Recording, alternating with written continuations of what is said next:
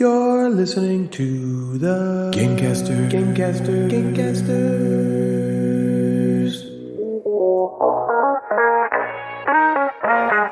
Natalie, Jeff, and Ryan are the Gamecasters, and they do a board get your inboxes and nooks and games and top 5 lists, and sometimes there's fart jokes.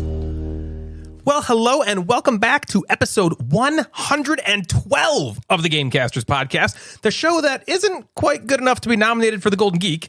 Come up when you type board game podcast in a Google search, or drive Natalie into a fucking frenzy by hearing my voice for 3 hours, but is good enough to have a community of incredible people listening like coke addicts, which makes me feel like the leader of a cult. And come on, don't we all just want to be leaders of cults? Wait, a fucking frenzy? Like a feeding frenzy. Or a fucking frenzy? Like a having sex, like a feeding frenzy for fucking. Okay, got it. I just wanted to, I didn't know if the frenzy was then like it was like banging, like all banging, yes, banging. Or if it was a fucking frenzy. Like the she's fucking going on a was frenzy. an adjective? Yeah. No, fucking, it's a sexual fucking frenzy. How would you chum for a fucking frenzy? Chum? Yeah, no. Like what do you use as chum to start a fucking frenzy? Maybe you have to do the laundry a lot. Yeah, you just throw detergent into the clothes. Detergent all over into the bed. Natalie gets home and she's like, "What's this? What's this clean shirt doing on the? This is causing a frenzy. Is this leading upstairs? Oh, things are happening in my body right now. What do I do?" And then the fucking frenzy begins. There's a fucking frenzy. Yay! Creed from The Office said it best: "You have more fun as a follower, but make more money as a leader." And while that is technically true, join the Patreon for exclusive content heard nowhere else for a small $5 monthly fee. It's not about the money for me and Jeff. Natalie has a new coffee addiction that's about to see us reverse mortgage our house. So please, if you want to make her happy, send us your money. I'll do whatever it takes. Want to listen to me seeing Natalie's boobs? It's called secondhand porn, and I'm pioneering the concept. It's just me describing sexual situations to you, and you can secondhand masturbate to it, but you can use your firsthand. Firsthand masturbation to secondhand porn is the tagline. That's not actually going anyway, to happen. Find this content over on Patreon for a mere $5 a month. Actually, maybe the secondhand porn should be a higher level to experience. Yeah. I don't know. We'll figure that out with our accountant later on. Ease it in. Welcome to the show. My name is Ryan, and I'm here with my wife, Natalie, and the guy we pay bad money to be here, Jeff, the Mad Board Gamer. You always hear people say I paid good money for this. Yeah. Where's all the bad money being spent? Well, I'm spending bad money on you. Me. I'll take it. So you guys, I have officially created my first character for a Dungeons & Dragons campaign. I'm going to be playing in that Ben from the Date Night Thrice podcast is running. Okay. My name is Grizul, and I'm a changeling wizard spy. Okay, meaning shocking. Meaning, I know. I can shapeshift into other people, and I can cast magical spells like Mage Handjob. And I'm a spy, so I can Mage Handjob people without them knowing. And LOL at how fast they come. I'm assuming that's the first quest we're going on. But seriously, I'm really pumped about it. Pumped to get it. For those of you that don't know Ben, Ben and I do a show called Session Zero every month, which you can find over on the Date Night Thrice YouTube and Twitch channels. That sees Ben and I talk about our experiences as newer game masters in RPGs. But do you guys want to hear some of the voices I'm workshopping for this character? Oh boy! You can tell me which one you think is the best. Yeah, I'm gonna. Is anyone else doing voices or just you? I don't know. For some reason, whenever I make a voice, it's the default is either British accent or Count Chocula. Yes. Okay. So take that for what it's worth. Except when you're trying to do a British accent, then it never comes out British. Yeah, then it's like really offensive really Asian stereotype for some reason. I don't know. It just happens. Okay. So here's the two. I'm going to read 2 sentences. Okay. I'm going to read, "These pretzels are making me thirsty." Seinfeld. And I'm going to read, "Hello, my name is Grizul. You killed my father. Prepare to die." And sorry, your name is Grizul. Grizul is my character name. Okay. So here's the first one I'm thinking of. It's kind of like a grovelly accent. Okay, ready? Yep. "These pretzels are making me thirsty."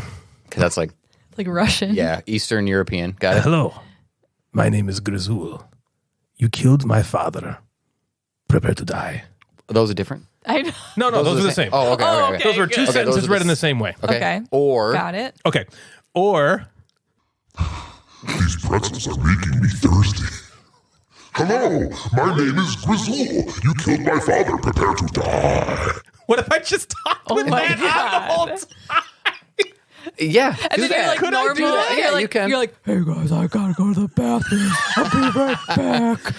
Does anyone have an Arnold Palmer bottle? I have to go to the bathroom. Natalie's trying to sound like a man voice is so Great. funny. Yeah, do that again. "Hey guys, gotta go to the bathroom. I'm gonna go get some more water. I like Natalie trying to do a guy voice and Ryan trying to do Natalie doing a guy voice. That It's a should be the great character conversation. voice. Yeah. These pretzels are making me thirsty. Hello. Well, it's hard. I gotta name try to is get to my Grizzle. deep register. You killed my father. Prepare to die. That's a good one too. There you go. found it. I think we Nailed found it. it. I used to always try to do that voice when I'd be like, anybody want a peanut? Anybody want a peanut? No more rhyming. I mean it. Now you say it. Now you do it. Anybody want a peanut? Anybody want a peanut? These pretzels are making me thirsty. So it's funny. You said the first one was like Eastern European.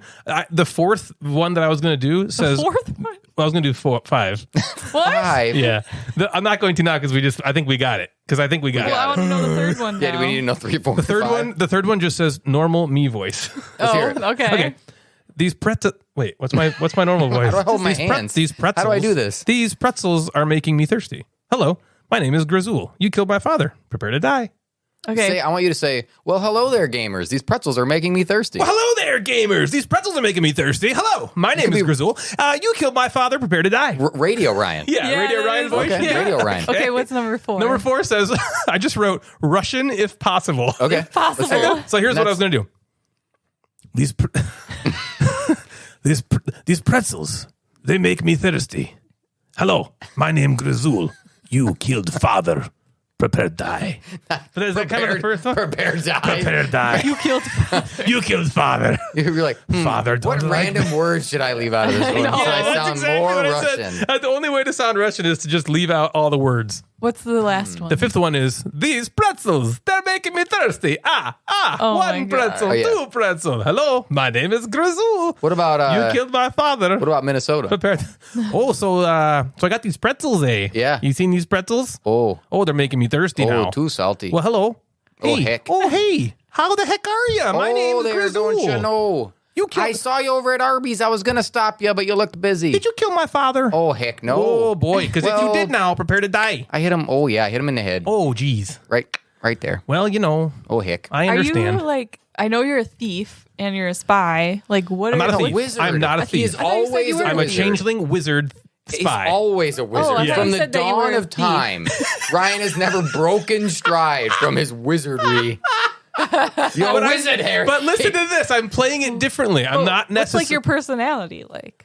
My personality is kind of like Time out. this. Okay, why Okay, is that's the one, I guess. why is Number Ryan's one. personality a wizard? Is that what you just called him? Because I'm not good looking enough for her. So she needs to know It's what with my the really long personality beard and the cloak you wear around the We're getting house. very close to real life now. Yeah, the No, cloak you wear on the house and the staff that you carry really brings it out in you. I'm asking because the personality can help determine what voice to use. No, I want to go that's back. a good question. But go ahead, Jeff. You So riff. you are saying that the Ryan's personality is the voice, not a wizard Not reminds Ryan. you of Ryan. What's his name? Grizzle. Griswold. Not Griswold. Griswold. Yeah. I'm not in National Griswold. Lampoon's. National Lampoon's Dungeons and Dragons. I don't know, Margot. These pretzels are making me thirsty. That was supposed to be Natalie doing the man voice. Hey. What was that one?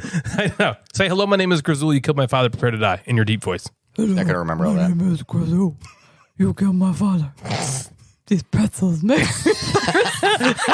Hey, listen, you killed my father, and these pretzels You are killed my father, but man, do you have some water? thirsty. I could really I am use. thirsty. You should really wet my. These pretzels are gonna make me die. I'm thirsty, and I killed my own father. Pretzels make me thirsty. you told me to. All right, that's all I'm going to talk about told for me that. But I to. thought you guys should know I'm very excited about it. I like being a dweeby little nerd, and this game really gives me the opportunity to be a smelly little 40-year-old loser who plays make-believe on a computer. You did it. I feel like my grandpa would be looking at me with so much shame. Men used to go to war, and we're sitting here I went like, to war for your freedom. I'm sitting here like, wow, these pretzels are making me thirsty. My name's Grizzle, I'm a wizard. but I'm a wizard spy, Grandpa, Grandpappy. So did you finish the character? Have you created? I have created him. His Grizzle. backstory is all set up and ready to rock. So you're going to start. So is the next episode, are you playing in session will 0 or are you talking probably about it? not. On Sunday, this coming up Sunday, we are playing, but like just like a bullshit practice scenario because not all of us are here. But the following Sunday, I think is when we're going to start. So yes, by the next episode But we you're will not have like played streaming one. it or anything, right? It's just like No, we're just playing online with and Ben, you'll probably ben just and a talk bunch of his about buddies. it on the podcast. Yeah, so we will have played one hopefully by the next episode, so you can hear the exploits of Grizul and which voice I went for. Dang it, I don't want to be Russian, but it's kind of sounding Well, you Russian. kind of threw the spy in there, and that's like generic media spies are Russian. That's true. True. The Cold War has done that to us. You're right. And espionage is a word I've thrown out a lot in my backstory. Maybe you could just speak in your voice, but be Russian on the inside, but you're pretending to be an American. Okay. So you're I'm Russian. a Russian who's trying to sound American. Yeah. French fries, baked potato, Still a little Russian. barbecue sauce. Still a little Russian. Baseball. Barbecue sauce. Yeah, still a little apple pie. Pamela Anderson's vagina. Yep. that's Baywatch it. Nailed it. boobies. Nailed it.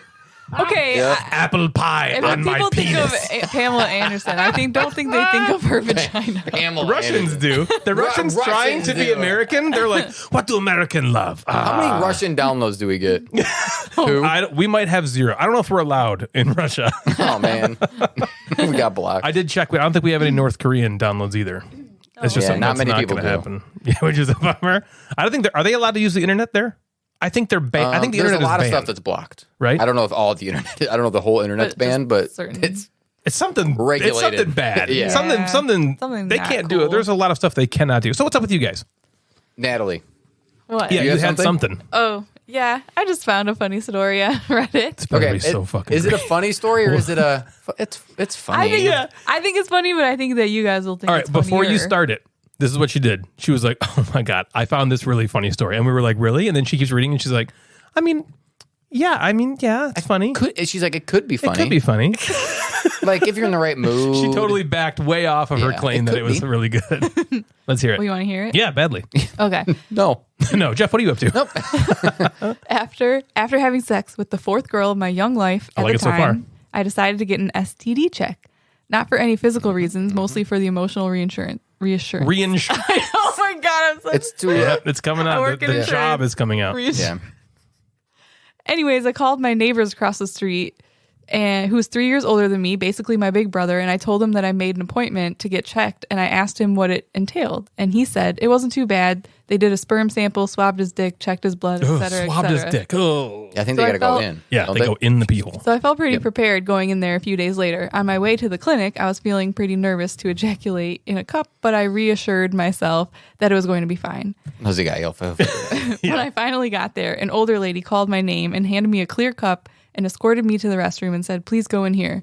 I was picturing more of a comfortable room where I Oh, could do my man, private it's supposed thing of to be urine. choking my chicken, but I thought, fuck it, the bathroom will suffice. Oh God, I hope Yeah, it's it's urine. gonna be. Oh, I remember looking blood, around for semen, or some urine? pornographic material because my neighbor said that they provide you with some, but there was nothing. I remember thinking, what the fuck? This place is. just expects us to use our imagination? well, he's got his That's phone. fine. Yeah, I mean, Do something Yeah, on there, man. disappointed. I said, oh, well, not like I haven't just used my imagination before. So I began, yes, masturbating over the sink. Anyways, I remember amazingly rubbing one out pretty fucking fast, almost too fast. So I thought, Amazingly.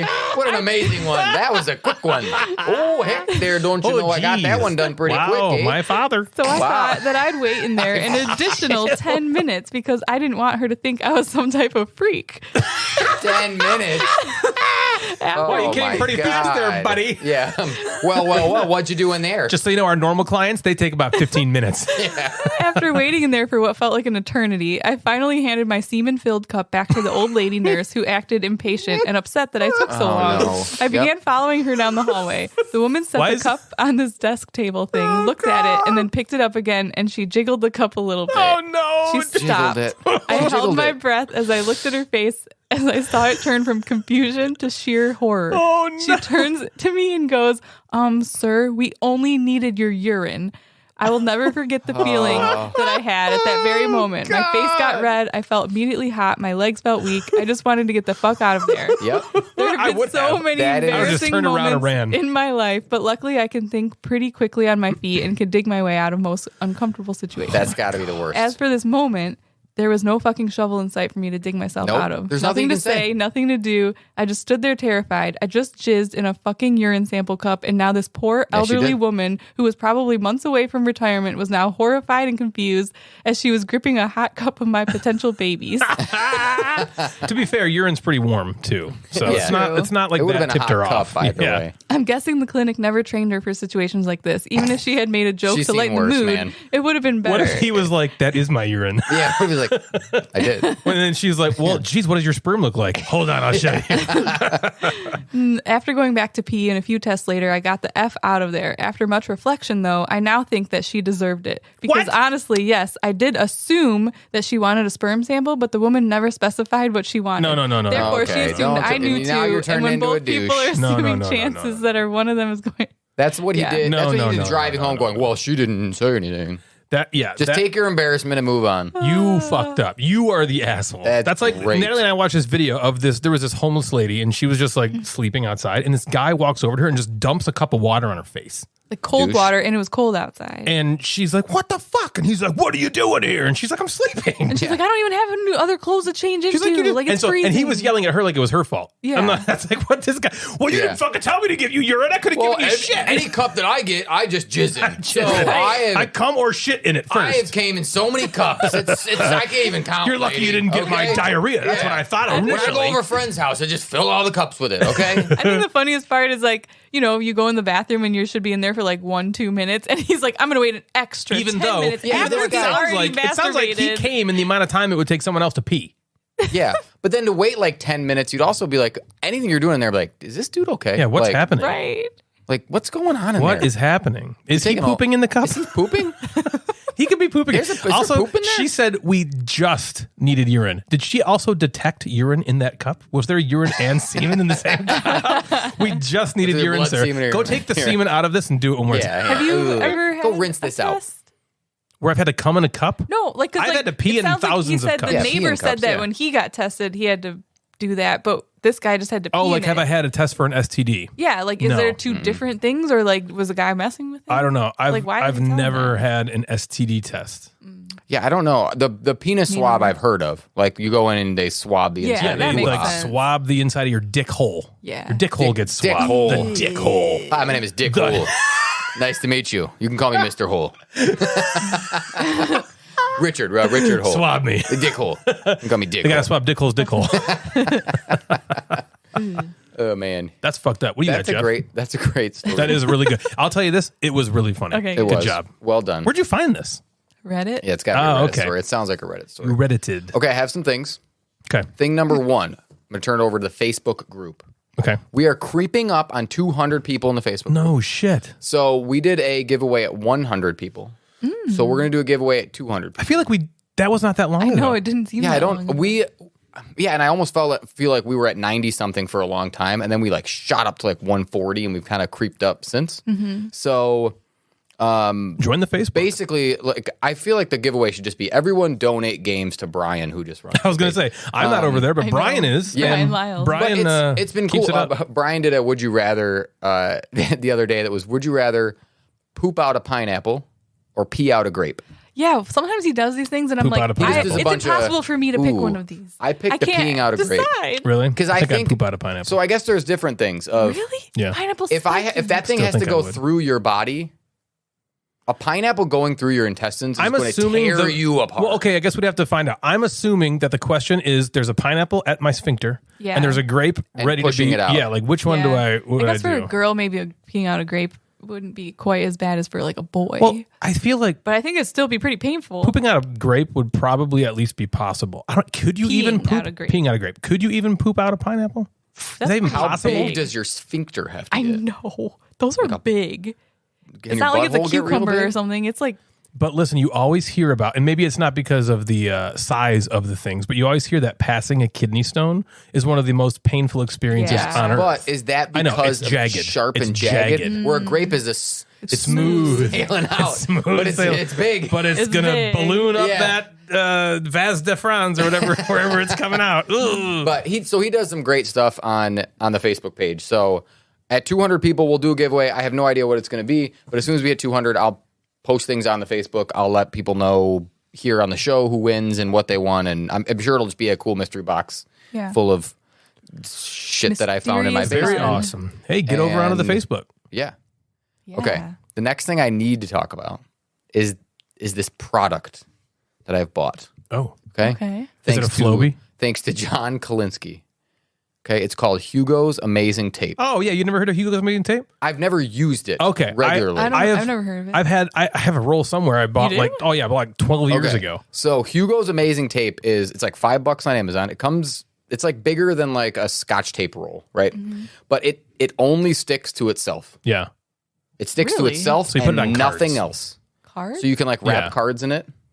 And it won't fuck the cards up because you know how you don't want to put like rubber band around cards. What kind of cards? Board game cards. Any What do you board think? game cards I don't or know, a greeting card. Tarot cards. Sure, you can put You can go them buy on- tarot cards, yeah. greeting cards. Yeah, we're board gamers. What do Yeah. you think? What do So you mean you when we can- say cards? Okay, to like keep them together. Yeah, so in a instead stack. of using yes, to keep them together Oh like my in a god! stack. No, you use it on one card at a time. You just didn't- because it this feels is your cool. fault. You didn't It feels specify good. if it should Grippy. be P or. Yeah, but we also agreed that the P guy was the Yeah. one at fault, not the old sweet lady with the jizz in her hand.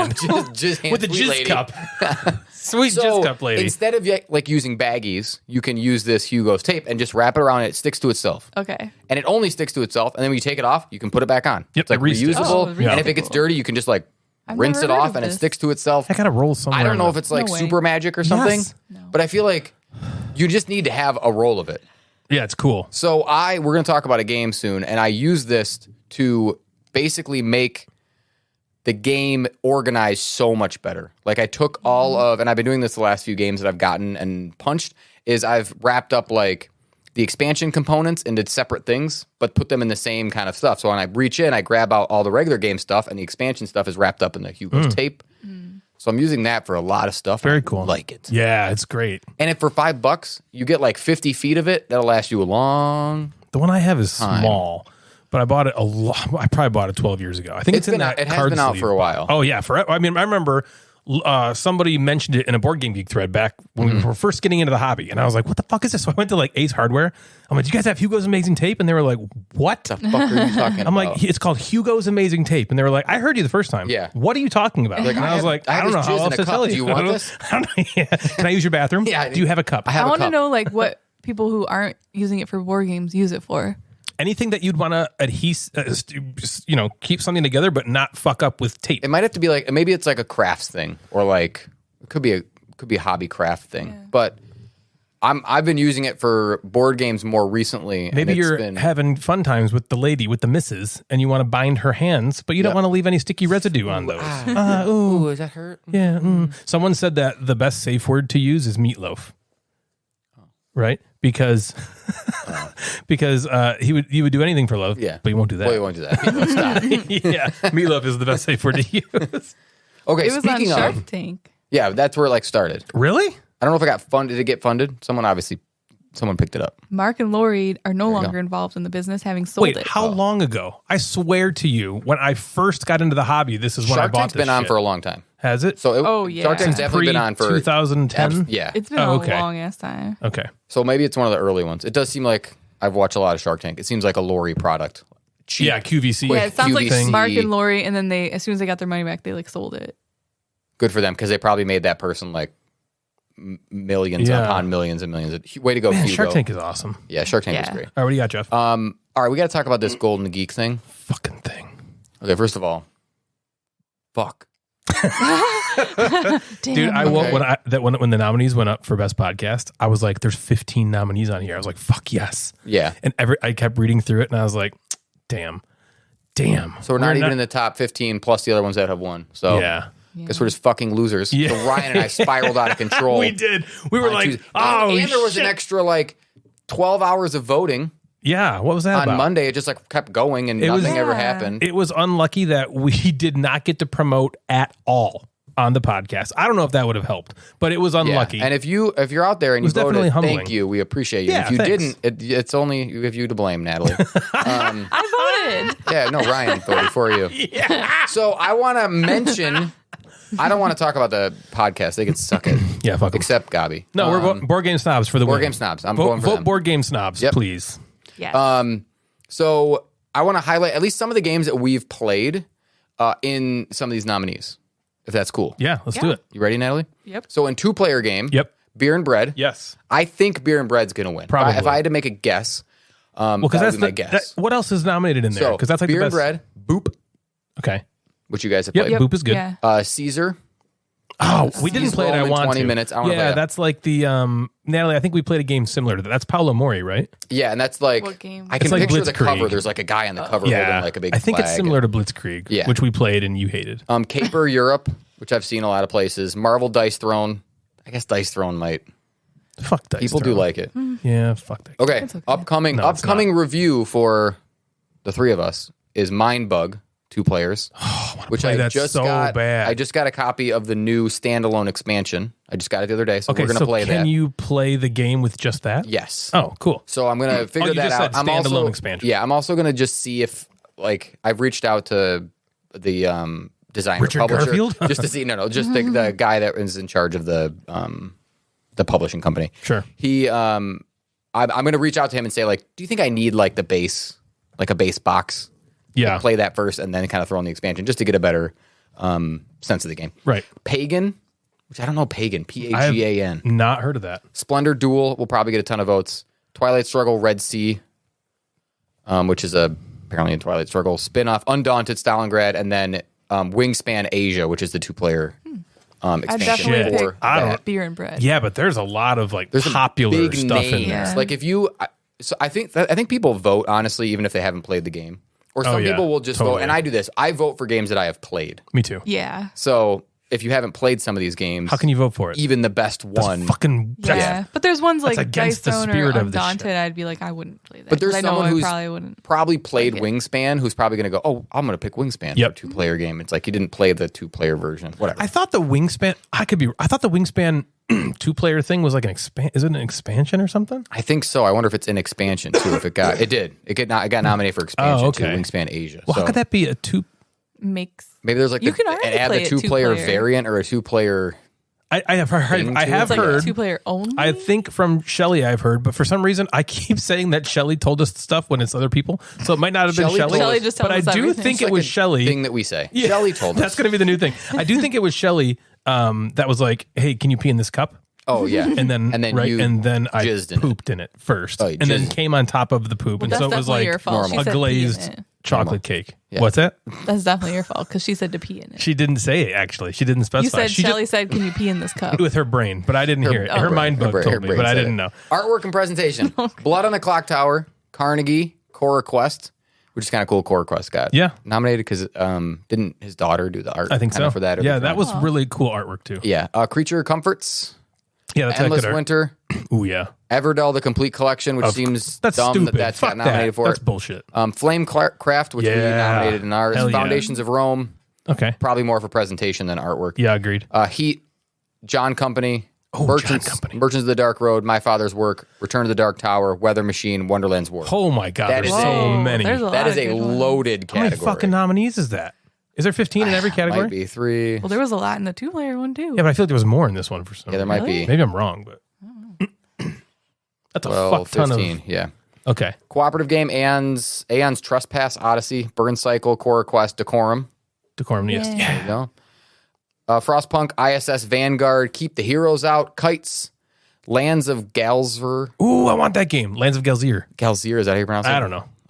Look, she's wearing a I think so. Galzir. I like when women wear Galzirs. No, it's a bro. Oh, it's a bro. It's a gal. Mists over Carcassonne, Oathsworn, and Paint the Roses. Yes. Devin loves that game. Yeah, Devin loves that game. Devin's Oh, picking and that then, one. sorry, I was on the next column. Return to Dark Tower, Star Wars, Clone Wars, and Vagrant Song, all for cooperative game. Okay. Expansion, Everything Dune, Okay. the new Everdell. There's a Meadow expansion. Did you guys play? Did you guys like Meadow? Nope. No, that was the one you did. I Didn't feel like like it. you played a couple nature games in a you're row. right. And We didn't did. I think we liked neither. Okay. On Mars, the Alien Invasion, Parks, Red Cathedral, which is still sitting there staring at me, which I really want to play. Yeah. Okay, be okay with this. Okay. Roll Camera, the B movie expansion. Fuck yeah, that probably makes the game Wow. go from amazing to the greatest. That was nominated. There's a Root one. Star Wars Outer Rim had a expansion. Viticulture World, which is I know one that I put on that Sure. for my vote, and then Wingspan Asia. Innovative, Blood on the Clock Tower. God, everyone. Fuck Blood on the Clock. Which is I that? just, for some reason, I don't know why. This is one of those things that it makes no sense, but almost Agreed. like I'm the because same way. everyone likes it, I'm Yep. like, fuck that stupid piece of Yeah, shit. I do that too. Where I'm just like, I guess You were just I'm just making gonna- fun of me. I know. He was just I giving me know. shit Listen, yesterday I have for never being like once that. denied that I'm not. I am a hypocrite. Okay, and everyone said I wasn't. I know I'm a fucking hypocrite, but for some reason, every time someone's like, "I just played Blood on the Clock Tower," and it was just so much fun. There was 42 people, and everything was great, and there was like 150,000 characters, and we all played every single one. It took 45 hours. Ah! Fuck that game. I don't know why. It's probably awesome. I hate it. You don't even know. It's got this huge stupid box. You can like only get it. You can't like buy it in any fucking store. You gotta like order it. It's on order for like 6 fucking weeks I before you guarantee if he finally ever get plays this shit this, he's in. gonna love it. he's never playing it. I won't play it. I know, but if he does, he's gonna be like, "Fuck." God damn it. awesome. It's probably really good. Fuck it though. Fuck that I'm not game. voting I for that agree. piece I'm of with you. shit. Innovative, Cat in the Box, Dead Reckoning. Cat in the box. Okay, innovative I could see. Yeah, innovative. Not good game, just Yeah, innovative. okay. Deal with the Devil, which I've heard is pretty cool and innovative. Listen, deal with it. Heat, ISS Vanguard, John Company, Mindbug, John My Father's Company. Work, Planet Unknown for innovative, Yeah. and Okay, Return yeah. of the Dark Tower, Turing Machine. Yeah. Turing Machine. Turing Machine. That's pretty cool. Yeah, it's pretty cool. Yeah. Even though it's based on something that's way old. Yeah, I know. Light Game of the Year. So this is more of like, I feel like the categories I pay attention to. Sure. Games, right? Acropolis, Cool. Cat in the Box. Ugh. No. Challengers, Never heard of it. Dorfromantic. Dwarf goes fishing. Dwarf Goes Fishing, Mintic. Dorfromantic. Okay. Do you know what that is? No. No. It says Dorfromantic, the board game. Okay. So maybe it Oh, is it's Dwarf like a- goes fishing. Maybe it's based on Dwarf. DORFROM Antic. ANTIK. Dwarf romantic. Dorfromantic. Dwarf. It's like when you read vanity Dwarfromantic. plates and you're like, what the fuck does that say? What It does that says say? something. I can't see what it Dorfromantic. says. But this is nominated for a couple things. Foundations of Rome, Light Game of the Year, Long Shot, the Dice Game, Mindbug, Next Station London. I think I voted for that one. Awesome. Ready, Set, Bet, Light Game of the Year. Awesome. Rear Window. Good I game. like Good game. Sea Salt and Paper. What? Ah, that's funny. I don't know. Like, is it sea salt or sea, Sea Salt. comma, salt? I don't know if there's a comma, comma. paper? Like sea salt and pepper. This is Sea Salt and Do you Paper. get it? It's probably a You roll didn't and get write. it, did you? Like No. sea salt is a I was thing. like, what do those have to do with each other? Natalie Michelle. Splendor Duel and Trekking hell. Through History. me my Medium middle Game of the name. Year. I don't know if this is entertaining. I won't read them all. This But is fun. I want to do all right, all right. This is great. Go. Medium Game Can't of the Year. stop now. Which they always put as like GOTY. I always medium Game of the year. Yeah. Game of Gotti. Thrones. Gotti. Medium Gotti. Medium Okay, Medium Gotti. Ottawa. Yeah. The new Yeah. Okay. That's Uwe game, Rosenberg. which I like stare at and I'm like, do I just want that game? Do I want another farming game from him?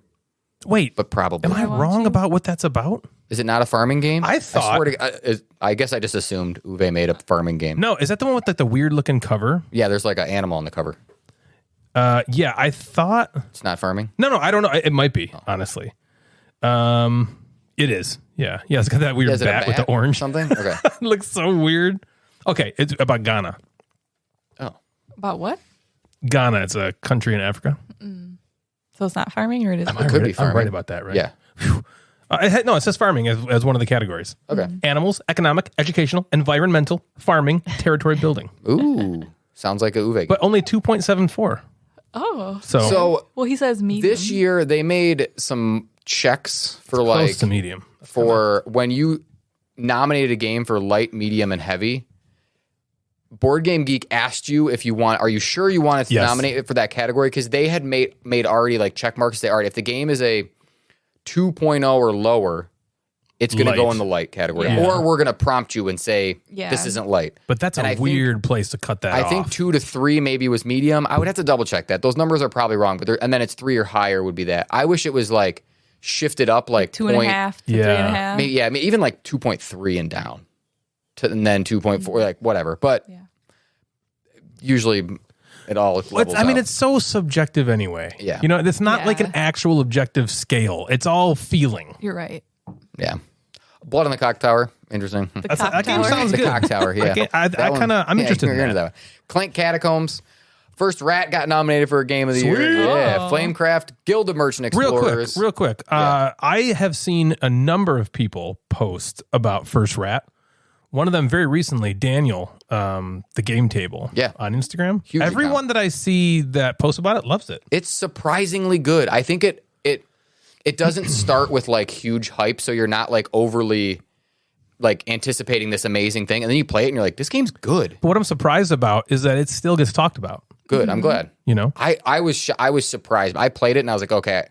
I was just kind of anticipating a fine game, and it was well better than I that. feel like that was a similar thing you had with Red Cathedral. Yeah. Like you were going into it like, okay, DeVere isn't typically known for their A+ Still titles. in a small Yeah, box. like that slug game. Yeah. No, it's Silkworms. It's called Silk. Silkworms. Silk. Silkworms. What a not called great Slug. theme. Hello, my name is Slug. Hello, I'm Slug. You killed my silkworm. Medium. So medium game. First rat Flamecraft. Guild of Merchant Explorers is a medium. Yes. Oh yeah. Heat. Bitch. I would say Guild of Merchant Explorers is pretty light, but It yeah, is light, especially in comparison to the next one, which is La Cremosa, which is in medium. Libertalia, the new Libertalia from Stonemaier. Cool, fuck that. Mosaic. Oh. Planet Unknown. Wonderland's War. Oh my god. In medium game. Damn. Great Oh my games. god! How do I? I mean, I gotta go Wonderland's War, but how do? Jeez, Wonderland's War, Guild of Merchant Explorers, and Planet Unknown are my like top 3 games of the Yeah. year. Mm-hmm. And then throw in like the hotness of Flamecraft. Yeah, Flamecraft is Lacrimosa great. There's some good ones in Yeah. that. Yeah, dude, what a good year for gaming it was. It was. Why do I have so many I'm going to talk about this later options? when we talk about our kind of main feature game, but I've played, I want to say 6 games I've played in the last 1 calendar year. Yeah. That are like top 25 top games, Like, right, and that fucking that's not great. normal. Like great games. Yeah, we've gone like years of being like, Yeah, This wasn't a great okay. year. Yeah. Like Yeah. there was a lot of there's a couple good I didn't ones. mind, but man, there's there's been been like some of great our games. favorites. I agree. heavy Gotti. Here we go. Okay, Aeon's Trespass. I don't know that game. Is that like an Anne's End? It seems Because like it was in to me. cooperative, right? Yeah. So it's got to be like an Anne's End. So heavy game Carnegie. Cool. I Good game. that was one of the games I would just talk about. That would be in my top I think 25. we kept that. I think. Yeah, we have that still. Dead Reckoning, which is a game I've always wanted to play. It just Same. seems cool. I know, never it does. you know. Endless Winter, which I loved, which again is one of those games that is in the top 20 in the last year. Great Western Trail Argentina, which I just played the original. All right. It's crazy that wait. Oh, so is that a standalone? Argentina is a standalone. Okay, Yep. okay. And I think they're going to do another one that has a different country or going down old South America way. John Company, which I really want to play. I want to play that so What is bad. that? It's Capstone, I think, right? Yeah, it's just a hot game. It's like I think it's an economic. John Company? Is it an economic? Yeah, it might be warish, like a Waro. Waro? Yeah. Like a Warrior? Yep. You got it. Like Wario? Like Wario. It's like Wario. John the Company. Walla I Walla missed Luigi. that. Promise and cajole your way to the top whilst running the East India Trading Company. Oh, okay. Players assume the roles of ambitious families attempting to use the British East India Company for personal gain. So let's see, economic, educational, negotiation, political, strategy, thematic. Push your luck. Ooh, push your luck.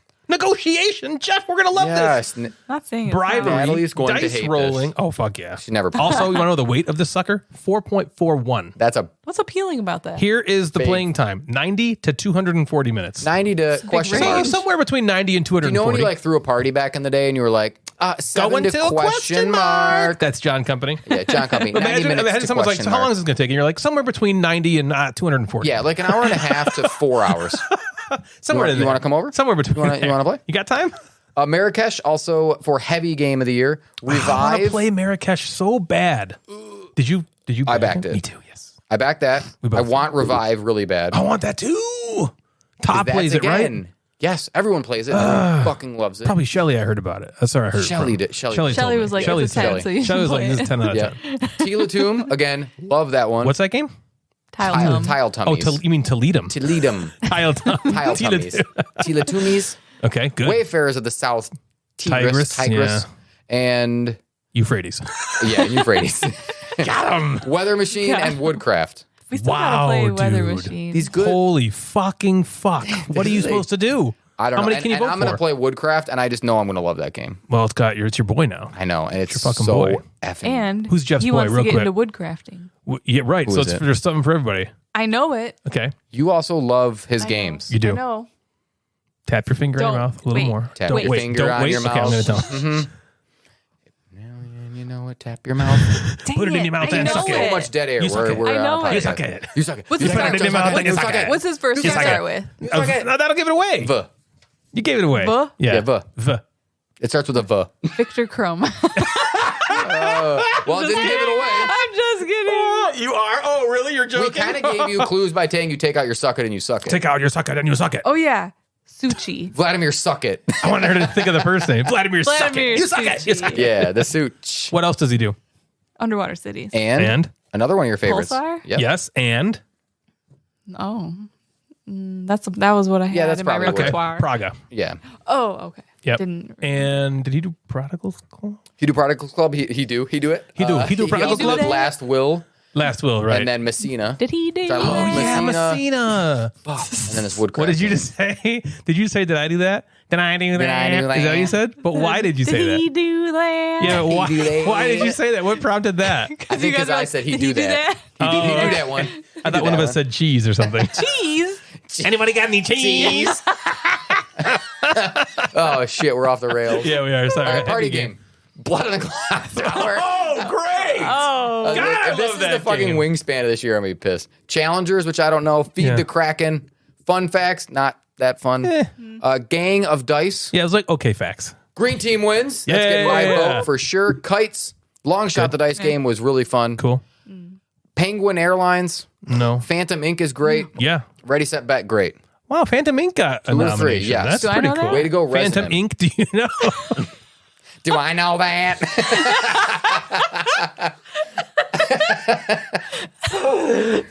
Oh shit! wait. Which did I play? Anybody got any semen samples? Sir, we just needed your urine. We just need. Oh. Let me go take I thought it was supposed to be the Holy Trinity. I come, pee, and poop in the same Holy Trinity. If you need vomit, I can do that too. Spectacles, testicles, wallet, and watch. Spectacles, testicles, bullet, and watch. Print and play. Aquamarine. Oh, great game. Yes. Yeah, you played that one. Yeah. That's really good. I like that Fantastic too. game. And these are ones that I don't Copperdale? know too much. Copperdale? Yeah, Okay. Copperdale. That's right. Birdscaping? Doctor Who? Wait, is birdscaping like what a male bird does when it wants to get rid of its pubis? Yep. I got a birdscape. manscaping. Hold on, honey. Yeah. I got a birdscape. Not a birdscape. Doctor Who? Oh, did that hurt? Ooh, a little. The Old Prince, 1871. Okay. Shoes Tactics. Wallet and watch. Sunshine Shitty. Rule. A Wayfarer's Tale. Okay. And Woodcraft Rolling Right. There's all already a print plays? Woodcraft rolling so. right. Woodcraft's been out like 3 months. I guess so. We got a rolling right. Yep.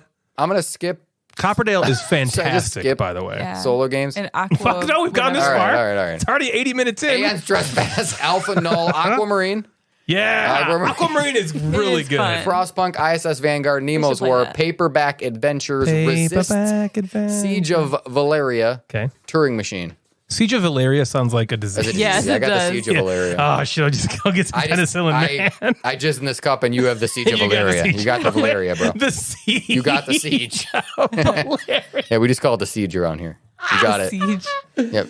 You're under siege. got Of the- what? You got the You Valeria. got the man. SFV. You got the Siege of It's Valeria. sieging you right now. Thematic game. Aeon's Trespass. Blood on the Clock Tower. Fuck yeah. Dead Reckoning. Frostpunk. Heat. ISS Vanguard. John Company. My Father's Work. Nemesis Lockdown, which I think is a very thematic game. That's probably that's a good yeah. one. Oathsworn. Return to Dark Tower. Votes for Women. War of the Ring and Wonderland's War. I don't know any of these war games. I'm going to skip the You know, war you know the one about Wonderland.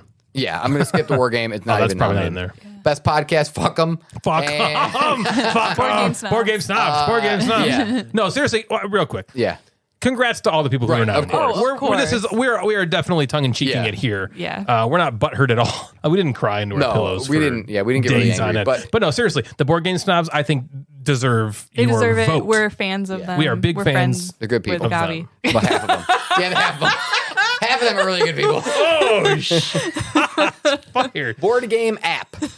Clever Forever. I don't Okay. know if that's a Gon Sean Clever No. game. Oh, Maybe. yeah, probably. Everdell, The Grizzled Armistice Digital. Sweet. I would play that. Wow. Hero Realms, Llama, Maglev Metro, Role Cool. Player, and Wings of Glory. These are what's the app? The app. Okay. Yeah, the app thing. I was reading some stuff that some people were saying if we're adding best podcast, should they add best YouTube channel Now or best I saw something? that too, Yeah, did you and see some of I that? do agree that they probably should. So they've had the best board game podcast since inception, probably, of these awards.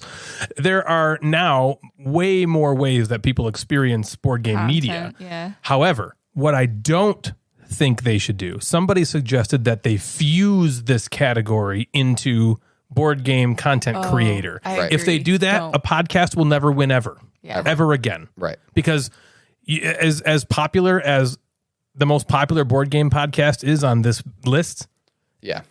there's probably 50 YouTube channels that have like thousands and thousands of subscribers because more people will watch a YouTube video than will listen to a podcast. It's just the way it is. So I do agree that they should probably add like best YouTube channel, best, maybe even like, TikTok or yeah, something. best TikTok or something like that. But Yeah. they should not Or fuse they it together do, with visual with I podcasts. agree. visual content creator and audio something like they could do something like that. I think or that- then it could be YouTube, TikTok, Instagram, something. If we have a fucking shot in hell, they need to not if touch they- this category. If they change it to Selfish content reasons, creator, we we're don't We are think- not going to there's win for the even next no- 40 years. There's no reason to even like advertise. There's ourselves. no fucking way. That would we'd be fucked. Yeah, We're so already that's what probably I got. fucked, but still. That's that. Okay. Well, go vote for your favorites in all those. Yeah, When does it end? I don't care. I think you have maybe a week, Oh, okay. I think you week have from now? you had 10 days from when it started, I think. Oh, and it's not too far. Like you Just probably have a came out handful more recently. days. Yeah. So need to be go going. cast your vote Yeah, for whatever. Blood on the Clock Tower Yeah, 1,000 times that over. wins something. So I'll report back in maybe the next episode, if not the following one, to just tell everybody who won. Cool. yeah. Yeah. Sulkin, the Mayan calendar, the voyages of Marco Polo, Grand Austria Hotel, How grand? Lorenzo, Il Magnifico, The Magnifico. Newton, Barrage, Barrage. Gollum, Golem. Toledum, I'll stop. Tiletum, Tiletum. No, keep going. Tile tummy. These are all the games I've played of designer Simone Luciani. These. Sorry. These are some of the best games ever designed. So, the immense amount of pressure and stress to make an absolute banger, to use the parlance of our times, must be astronomical for this man to get it right. Well, does the newest design, Darwin's Journey, what did I say in the association station for it last episode? You guys remember? Yes. Natalie got It it was right. like- Evolution. And it was Evolution. Road. Chaser. Evolution. Evolution, no breathing, don't give a fuck, give a cup, I'm bleeding. Who knows? I don't remember. Evolution Expedition, something Oh, like that. that's Oh, it. That's Is that I it? Okay. got the evolution part right. Anyway, how does Darwin's Journey stack up? Here are some historical facts about Charles Darwin given by Natalie last night before the game. Charles Darwin, who is he? Natalie says, he discovered America? Okay. And later she figures out, no, that's Christopher Columbus, and then says, oh, right, Darwin died long before Columbus discovered America. In actuality, Charles Darwin died about 375 years after Christopher That's 'cause Columbus. you told me he and was an a explorer. biologist who came up with the theory of evolution based on natural selection, which I'm about to find out firsthand if I don't stop coming after Natalie. So, Darwin's Journey, newest game by design superstar Simone Luciani, is a worker placement game about Darwin recounting his memories of traveling through the Galapagos Islands, which aided in his development of the theory of evolution. Each player has 4 workers in this game, and each worker has a row next to them where you can place different colored wax seals. And this is important because worker placement spots have wax seal requirements on them to be able to take that action. So if you want to go exploring in the Galapagos, you need to use a worker that has a green wax seal in his row. And so it's this really interesting way that you're crafting each worker to be both versatile but also powerful, as stronger explore actions are going to require more green seals. You're traveling along 3 Galapagos islands, discovering new species to place into the museum to gain steps on the theory of evolution track, which has tons of potential points, and stopping at campsites to remove little wooden tents from your Dual-layer player board. to gain actions that let you do other actions. You're also sailing across the ocean alongside the HMS Beagle, earning and possibly losing victory points along the way. So basically, you have 5 rounds, 4, possibly 5 workers to take actions with per round, exploring the Galapagos, sailing the ocean, discovering plant and animal species, and earning more victory points than your competitors. Things I liked, you guys. Simone Luciani has done it again. My favorite game of his, to give this away, Okay. has to be Grand Austria Hotel. I think that's my favorite it. game that he's... Shut the... I knew it. I knew I it. knew it first. But after one play, Darwin's Journey might be in that second spot. Whoa. I loved You loved this it. game. It felt so great crafting your workers for what actions you wanted to take, and the action chaining... This game chained actions together so much, it was more like an action chainsaw. Get it. Every single decision I made in this game was related to how I could make the most out of every action by doing 2, 3, sometimes 4 or more things with my one single maple. The game kind of felt like Maracaibo fused with Hadrian's Wall, fused with the Lost Ruins of Arnak to me. You're going around exploring and getting stuff that lets you do other stuff to unlock stuff that you can then spend to get more stuff. Every decision in this game was so good. It's one of those games where it's okay if your opponent takes the explore action because you can just get the last 2 stamps off your player board, which gives you the first place in the end of round bonus and also gives you an immediate benefit now, which is exploring. So you get to do that anyway. And oh, look, when you explore, you get to visit a campsite that lets you put more stamps out, which empties another spot in your player board that gives you another action to take, and sometimes it just feels like it can go on forever, and it's so great. Wow, he's passionate about this. I absolutely loved the theme and the look of this game. There's something viscerally fun about exploring an island to me, setting up campsites, discovering animals, even though it's mostly abstracted down to Euro mechanisms. I have the Kickstarter collector's edition, and it has playmats for the main board, which just feels really supreme, right? The player boards are Dual-layered. which is great. The coins are metal, the seals are waxy, and actually kind of something I dislike, but the game just feels premium with this version. And I'm so happy I own it because I really do love that premiumness. I also want to touch on the expansion content in this game. There's one huge expansion I think it's only in the collector's Kickstarter edition, called the Fireland expansion, bundled together in the main box. Too. But there's also a bunch of mini expansions that are a breeze to turn on, and they all add very little rules overhead to the game, and I love that about expansions. We've talked about that so many times. What a great way to not let the game get stale. There's one expansion that gives you a game-long power, which I love, one that adds a Darwin worker that you can get who's extremely OP, one that adds an animal companion that just gives you a boost to starting the game, which I know is something that Jeff likes in games like that, one that adds pirates, one that adds scenarios. There's so much content packed in here that it's just really something else. So things I didn't like. So it sounds like there's probably nothing I didn't like. But there is definitely stuff I didn't like about this game. First of all, the action chainsaw this game can probably keep this from being a game I want to play with 4 players due to the inevitable AP that I can see happening. And it's the same issue I have with Grand Austria Hotel, which I will only ever play with 2. But that's my favorite Luciani game, so that's really not such a bad thing. It's great. It's great Right. at 2. That game is great at 2. It's good at 3, and it's unplayable at 4 for me. It's slightly below good at 4. But man, this game can get long and tiresome, I think, if you have to wait for 3 other people to have the lengthy think that can happen on every turn.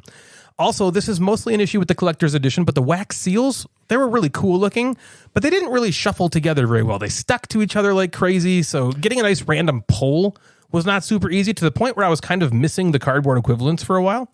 My biggest complaint, though, has to do with the phenomenon some Euro games fall into, which is being able to do everything that you want. Usually what makes a game like this great is time constraints. You have grand plans and really want to be able to do everything, but you definitely can't, so you need to pick 1 or 2 things and go ham on those, spamming it over and over like Natalie does in the bedroom when any Ryan Reynolds movie's on. But in this game, and I read a few BGG comments that had similar thoughts, I was able to pretty easily accomplish every single thing I wanted to do.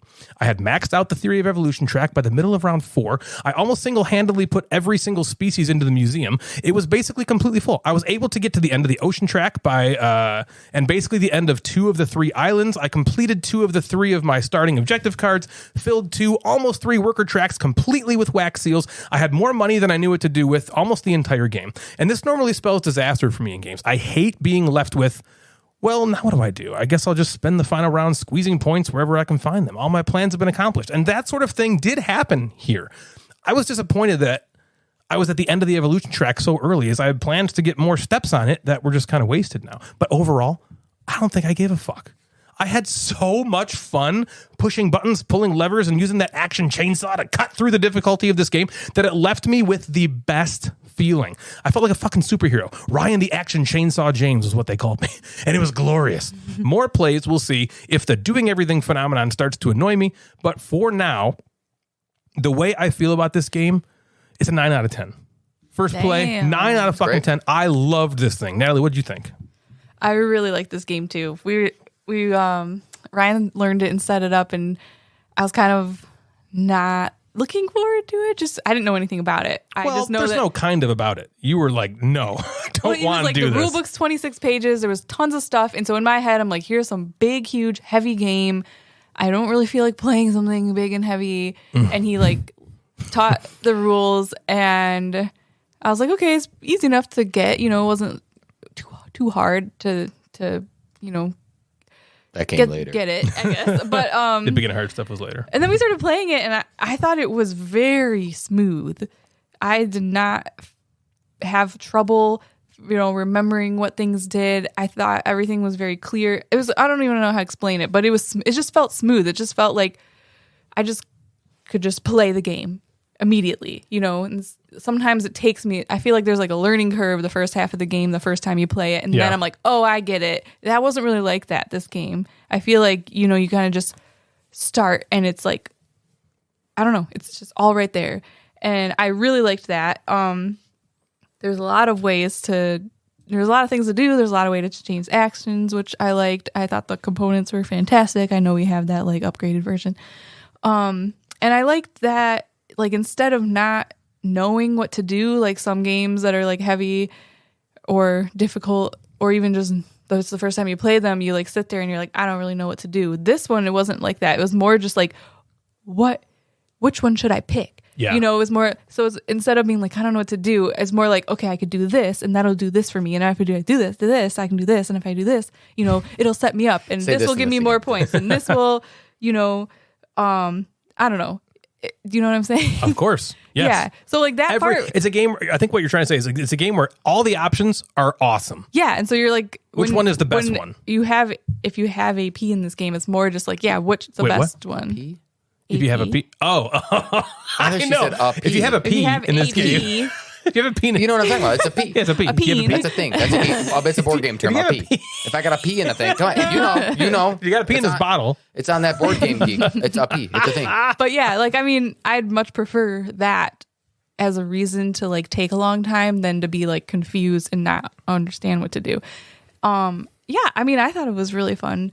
And there's some things after Jeff talks, I feel like I want to compare and contrast because we played with expansions, he didn't, and there were some like questions I have about what the differences between the two. Yeah. Can't wait. Yeah. Okay. For sure. Okay, I played this game too. Spoiler. Oh, shit.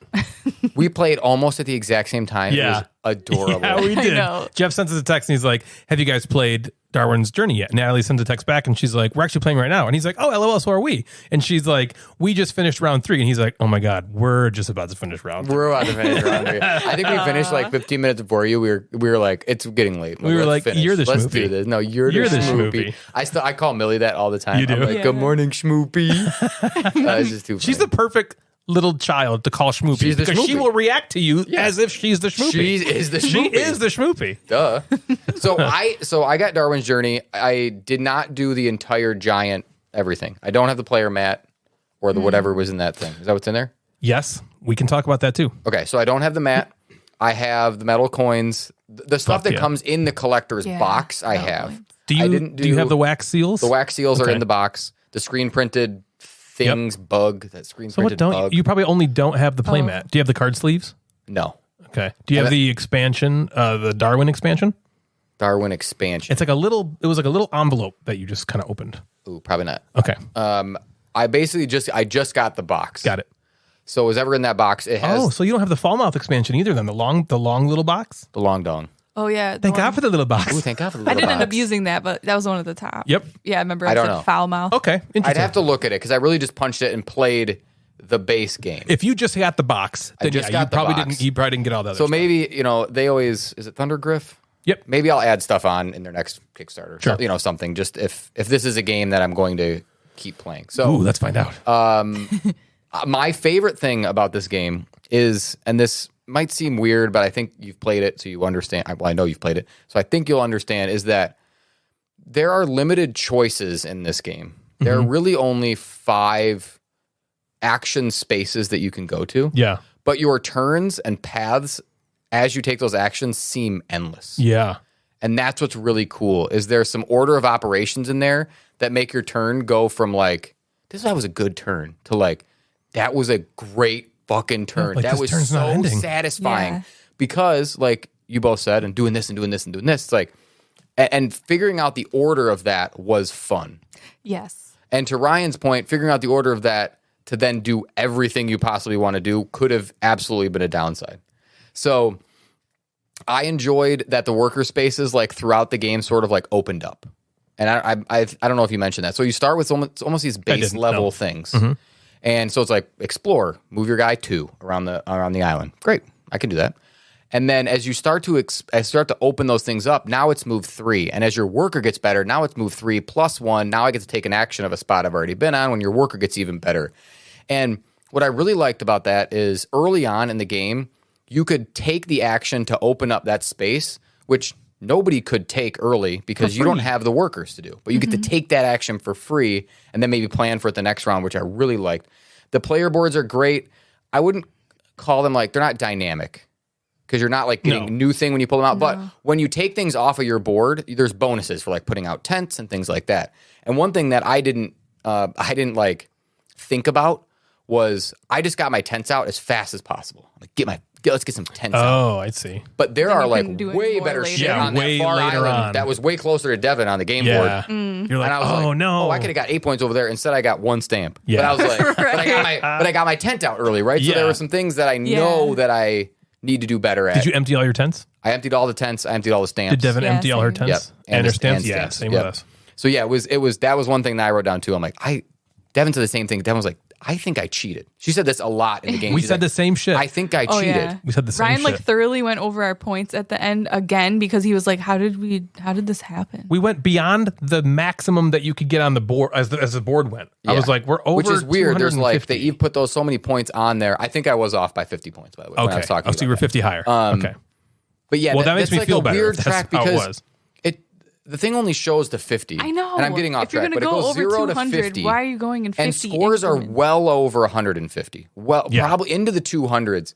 Just seems like that's a weird stop. No, that's a good negative to say. Because why didn't they just put the fucking track around You the could go board? around the board and at least get to 100. So the score around track the board. only goes in the Or- very top of the board. It goes from 0 to 50. And then there's a spot for 50 that you just put another cube on and then go back to 0. And then Right. when you get back to 50, then you shift Which it to is 100. fine. And then it's and, just... and like throughout the game, the in-game points that you're getting, fine. But at the end of the game, I mean, Ryan got like I got like maybe tons. Ryan got 90 points and I got like 72 points for something for like those the books. theory of evolution track. And then it's yeah. like, okay, well, we just blew through that whole 50 and then some, and now we're like kind of keep Yeah, like, track. how At one much point, do I you was like, add let's this? just do it on our phone. I was Yep. like, this is confusing me. Yeah. I When don't I even know just how much I looked at the have. score, I'm like, oh, Devin only beat me by 3. But she beat me by 53. Yeah. She had the cube on the other Right, one. yeah, exactly. And so, again, like you said, to echo like these bonuses that are everywhere, these combos are really cool in that, like Natalie said too, you're never kind of blocked because sometimes you're like, okay, I need to take the explore action. And then when that gets blocked, for lack of a better word, you find a better combo to get that. Yes. Yeah. To also That say, feels so great. I'm going to be able to do this sort of adjacently. I'm going to be able to move my explorer, which I was just going to take the action for, but now I can take the stamp action to let me move my explorer. Yes. So I thought even when you get blocked, your brain could switch and find almost a better combo. Yeah. and Which was cool. a lot of the time, you're never actually blocked. A lot of the time, you just have to pay to Right. go Yeah, there. true. On the better actions, you're blocked. But Yeah. you can always usually go there. It's just like it always Someone in a else is 2-player there, you game, you got to gotta pay pay. 3 fucking coins. And that was supposed to be the to make the game tighter. Yeah, for it sure. had to be to make the game tighter. Well, the first bonus I took was to reduce that to 2. That was the first that bonus was what I took too, because I was Yeah. like, that's got to be a thing. Yeah, for Like, the it's long in game, the that's gotta 2-player. be sweet. And then I kind of realized I'm like, I didn't use really it a do that ton. ever. Yeah, Yeah. same. But I also had money, so maybe that was because I only True. paid 2 Could be. per whatever. I thought for a 26-page rule book that it was a very, very good rule book. I read it and I watched the John Gets Games. I messaged Ryan and I forgot Natalie and I said, "Did you vote for us?" And she said, "Yeah, no." and Ryan was like, "Watch John Gets Games." I was like, "Okay, cool." And John Gets Games is great because he plays the game. It's Yeah. not necessarily like a tutorial. Yeah. It is as he's playing the game, he's showing you. But I was like, okay, let me watch this. And I looked at the rule book. I'm like, Cementing this rule it. book is fucking good. I really thought it was good because one of like my downsides was that it was not the easiest teach for me. And I think partly because there are icons that are not main actions that show up in other places. Yep. And like doing a tent is not a main action. That's you don't put a worker down to put a tent out. But that happens in the explore phase and it happens in the boat phase. So you almost have to go, all right, here's the actions, and now let's talk about these individual sort of mini games that are happening Right. with these different symbology, iconography that is there. And I thought the rule book did that really well, where the layout just seemed to work when I read it, and then I explained it to Devin, and she got it. But maybe be aware of that as you go through and think about the game. The only thing I thought the rule book, because I agree, the rule book was laid out really nicely. The one thing I didn't think it did a great job was if there was a question, it was pretty hard to fucking find in the rule book where to get, like, because it was huge. Because there's 26 fucking. I'm like, okay, we have a question on this icon. I'm not seeing this icon in the player aid. I'm like, fuck, it's got to be in the rule book. Thank you for that. By the and way. so I'm looking at the rule book and I'm like, I don't know where the fuck I don't know where to go. Eventually you find it, but I agree with that. It wasn't and it's totally daunting laid out because it's not just 26 pages; it's 50 pages because of it the has the expansion stuff in there too. So it's Again, daunting. the collector's edition. Yes, the collector's edition. So yeah, I agree with that, but I feel like when I read it, it was like easy to understand. And I think that speaks to Natalie's point where it was so smooth. It didn't have concepts where you were like, what? I've read rule books where I'm like, okay, this is making sense. And then it gets to a certain passage and you're like, okay, what is it? Now it's all convoluted. This game is not like there was not any fiddly like processes through action taking. Right, it was simple. It's like you go to the ship and you can take 2 or 3 or 4 ship movements. Simple. Right. You know? And then wherever you stop, you get the thing. Even with some of those ones I was talking about that were almost like adjacent actions, like a tent. Devin asked a couple times, so can I just put a tent there? Yeah. Yep. You're on the spot. You just put a tent there. Yep. When can I achieve these goals? Whenever the fuck you want. Whenever you want right? to. So those kind of things pulled that fiddliness way down, and I really appreciate that because they could have ramped up complexity for complexity's sake by doing all this little kind of shit, and they didn't. On the negative side, pay attention to iconography and just know that it might be a weird adjacent sort of teaching. Right. There's also some icons, like, to your point, I would even go like one layer further than that. There was like, so you know how like there's the scroll icon that is where you get the seals? Yes.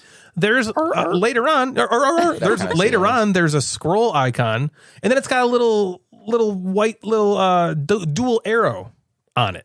Oh, okay. And so you see it, and you're like, "What the fuck does that mean?" And then you gotta go look it up, and you're like, "Oh, it means I can take the benefits of that again." Mm-hmm. You know, and then there's another one that's like, okay, well, now it's got an X on it. You know what I mean? So there's there's a lot of iconography like that that's like, what? Yeah. There's one power that you don't have to pay the cost of the seal column row that it's in. Yep. And that's just like a circle with like With an it's X literally on the it. symbol that's in between that's the right. number. It's where the numbers are written. Like I get why they did it, but that's the wood part. something you have to go back You're and like, look what? at. And then there's another one with the scroll with an X. Yeah. So it's like, okay, wait a minute. Is the scroll the one? If the scroll has an X, is that saying the seal when you pay the seal cost to put it on your player board? Does that not? You can use it for that too, right? But the other one you can only use it when you're taking the rows. There's some different things. So you're right. Pay attention a little bit to that. That's a good point. But if I had to say something negative, I guess I would also say the iconography, and you might say this later about like the player map. Oh yeah, don't say. But like it was hard to some of them like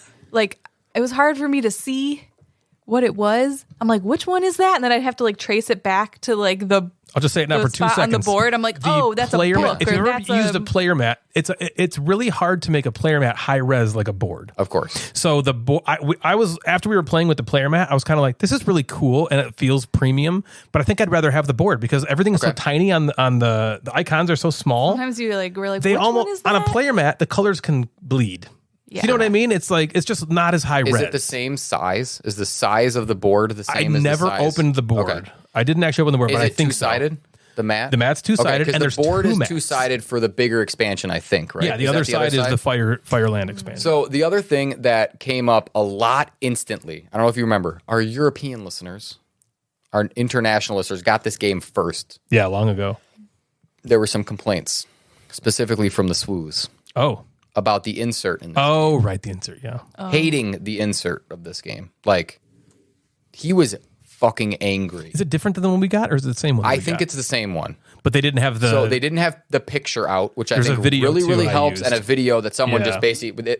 I think in the beginning of the video, he says... He's like, I took this from the picture out, but here's how it laid out. The video is what I used. The video is great. The picture helps it so much, and what I did is I used the Hugo's tape because how you need to store it is all of the what's that thing called? Fireland things all go in the same thing. So even the base tokens and the Fireland tokens. Did you group them? I grouped them using Hugo's tape. So now I just pull out just base game if I want to add The animals expansion cards, That's a those are great wrapped idea. up. So I was like, this is a good idea. I feel Jeff. great Way to about go, this. me. You nailed it. and then a setup was actually pretty easy after I figured out how the insert worked. So if you have this game and you're pissed off at the insert, go on Board Game Geek. The picture is there.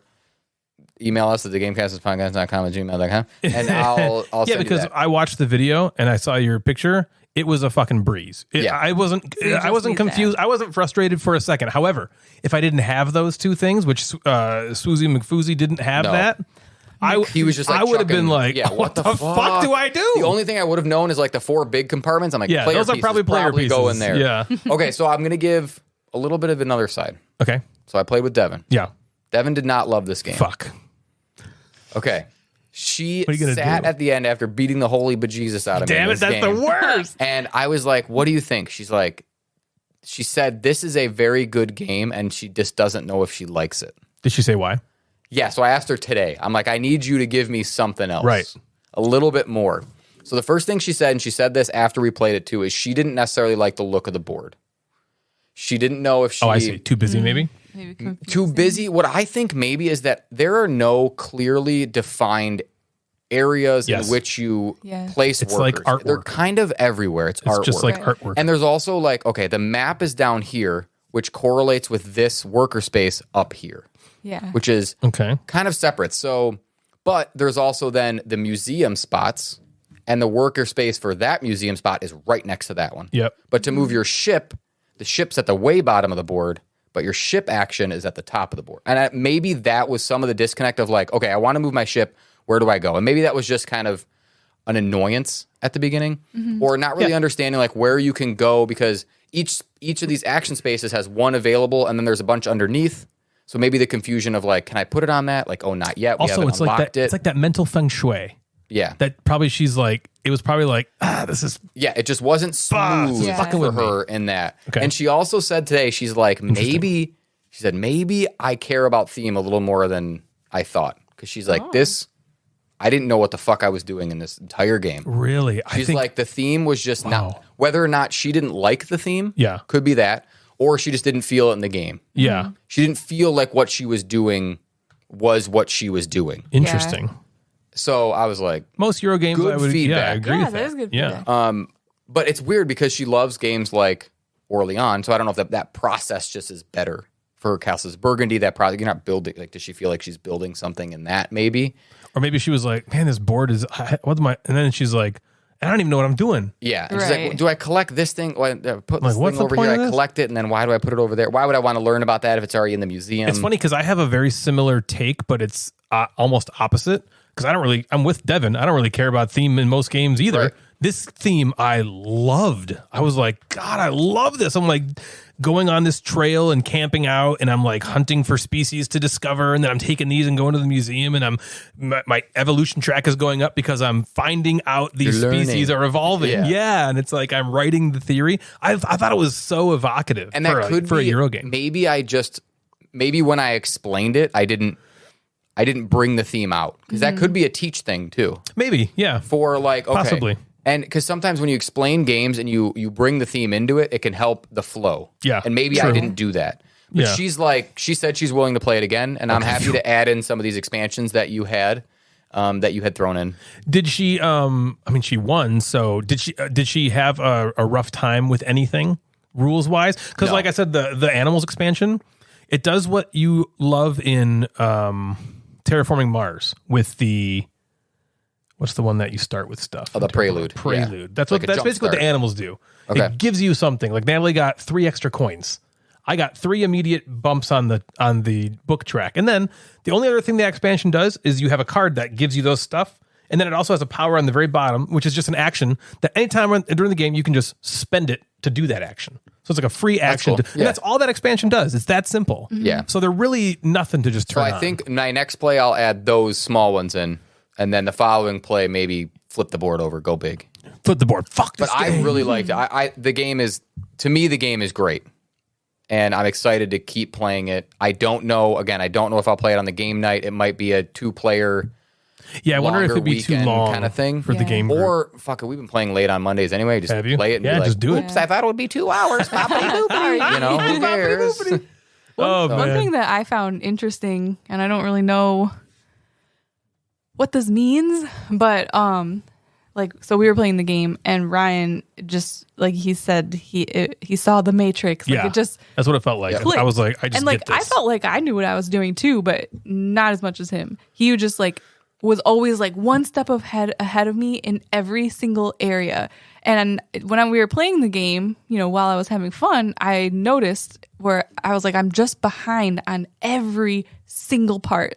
Like every single part. So in my head, I'm like, he's going to destroy me. Yeah. Because If all those little things that I'm behind in add up, I'm going to die. Right. So the museum. the museum. mouse. You sounded like the mom from Schitt's Creek. I think he discovered like They've maybe had all but folded one or in. two, so like that was like huge for I almost him. filled the entire museum on my He own. was ahead of me on all of like the tracks, like the entire game, so like you get extra points when you like pass stuff first. He was like getting all the animal things and ahead of me there.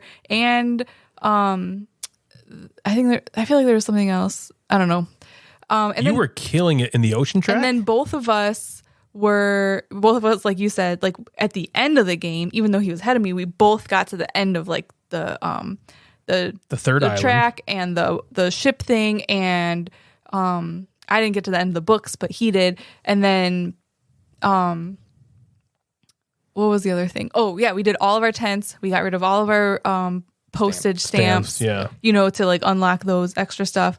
So like we did similar, like we both got to that, but he always did it first to get the extra stuff. So I thought he was going to destroy me, and he beat me by like 22 points. 22 points. Which in this game is and we, That's absolutely not nothing. that much at all. right. And Which is so almost I like- was could like, be a how half a did this turn. happen?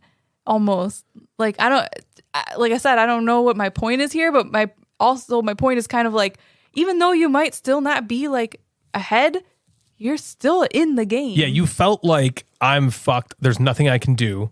And really, you were closer than you thought. Yeah. I felt the same way, and still I got beat by a lot. And I was like, there was I think it was the middle of the second round. I was like, Devin is beating the bejesus out of me. Because I'm looking around. She's already got like her third guy walking around the island on the third one. I'm like, holy shit. fuck. Like, uh-oh. 'Cause she's just in cruising around. That's all like 6 points, 8 points. Right. Just moving around. I'm like, oh boy, I'm in trouble. Well, so we had, Natalie and I both had incentive to stay with the Beagle the whole game. Because there was this other expansion, which I think you would love too. It just gives you powers. It's called the something ships expansion, okay? And so my power was a card that said, anytime I caught up to the Beagle or passed it, I got to take a 2 explore action, a 2 boat action, a 2 cool. So you let it stamp pass. action, You would get or an extra yeah. So I'd action. let it pass. I'd catch up to it, which would give it to me, and then I'd pass it on my next turn, and it would give it to me again. Okay. And Natalie's card was, anytime I pass any ship, I get 3 points and 2 coins. So she'd pass I the just- Beagle I and spent me, and every she would get 6 round points and 4 passing coins. People. Yeah. That's like, I just stayed strategically back so I could just pass And, them me, constantly. and I did too. So I think that's one of the reasons we got a lot of extra Right. points. I think I got like 60 points from that. That's because we kept And a bunch of money. we were very aware of manipulating where we were with the Beagle, Great. so we could keep maximizing those cards. And that was a really fun part of the game. Yeah. So I would also recommend turning that one on, because Yeah, that we one's will. just really, really great. So that's a big thumbs up from. Yeah. Yes, we we liked it. loved this game, Darwin's Journey. So that brings us to the Gamecasters Essential, and Darwin's Journey is the 11th. I was like, what? Just kidding, Jeff. What have you been playing, dude? Okay, so we've been playing. I want to talk about just quick couple games that we played on a Monday night. We played Nana. Played Nana. Okay. We can't stop playing Nana. We played it like 4 times after we finished My City. If you want to learn a little bit about Wait, My you City. played it back to back to back to back? Yeah, just 4 times in a row. It was great. That's cool. And it was just like full of great laughs and like, how is this?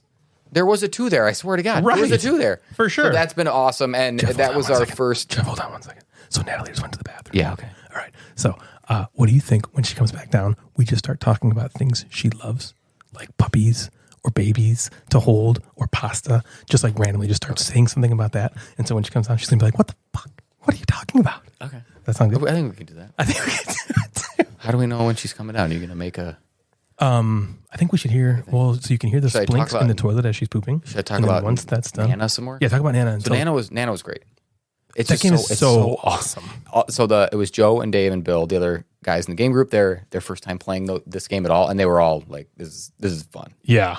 We've also played Bandito, which that was a Janelle introduction from Nerdfest last year. That game's so fucking hard. It is, dude. It's almost impossible. How is that? Fuck that game. You feel like you're like, we win, and then it's like, oh no, there's one left. Yeah. And then someone plays a card, and it's like, now there's 3. 4. Now there's 7. Oh, we lost. And what's funny about that game, that comes in the littlest box ever. That has the biggest fucking footprint of any game I've ever played. You can have the most enormous, I have a big table down here in the basement. And I remember when Jason and Janelle were here when we were playing it, that we had to bring like a satellite table over. It was crazy. And then, so the cards were like going onto the satellite board, and Jason was just like holding it. Yeah. Actually, I think the satellite board was Jason's arm. You almost just have to you just go like, well, I guess I have to play over here. Yeah. Can we slide this entire thing slide the this whole way? Fucking board that way. That game is really fun. Yeah, it is really fun. We also played Nidavellir, threw in the expansion. And I really love Nidavellir. You still have to get that played. Yeah. I think you'd really like the auction part of that game. That's always my favorite. That's not the co-op one. Not the co-op That's one. Paleo. That's Paleo. Okay. Yes. Nidavellir is the auction bidding set collecting game. I think you'd really like that.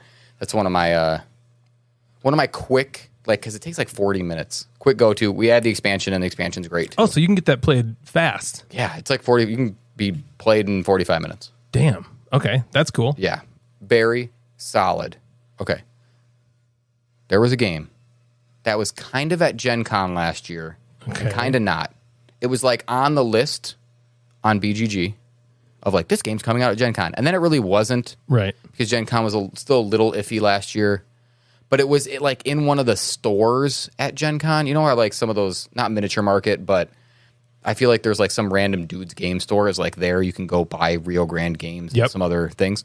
So it was there, and this game is called Space Station Phoenix. Oh, right, of course. I bought this at Gen Con. And you have this game. Yeah.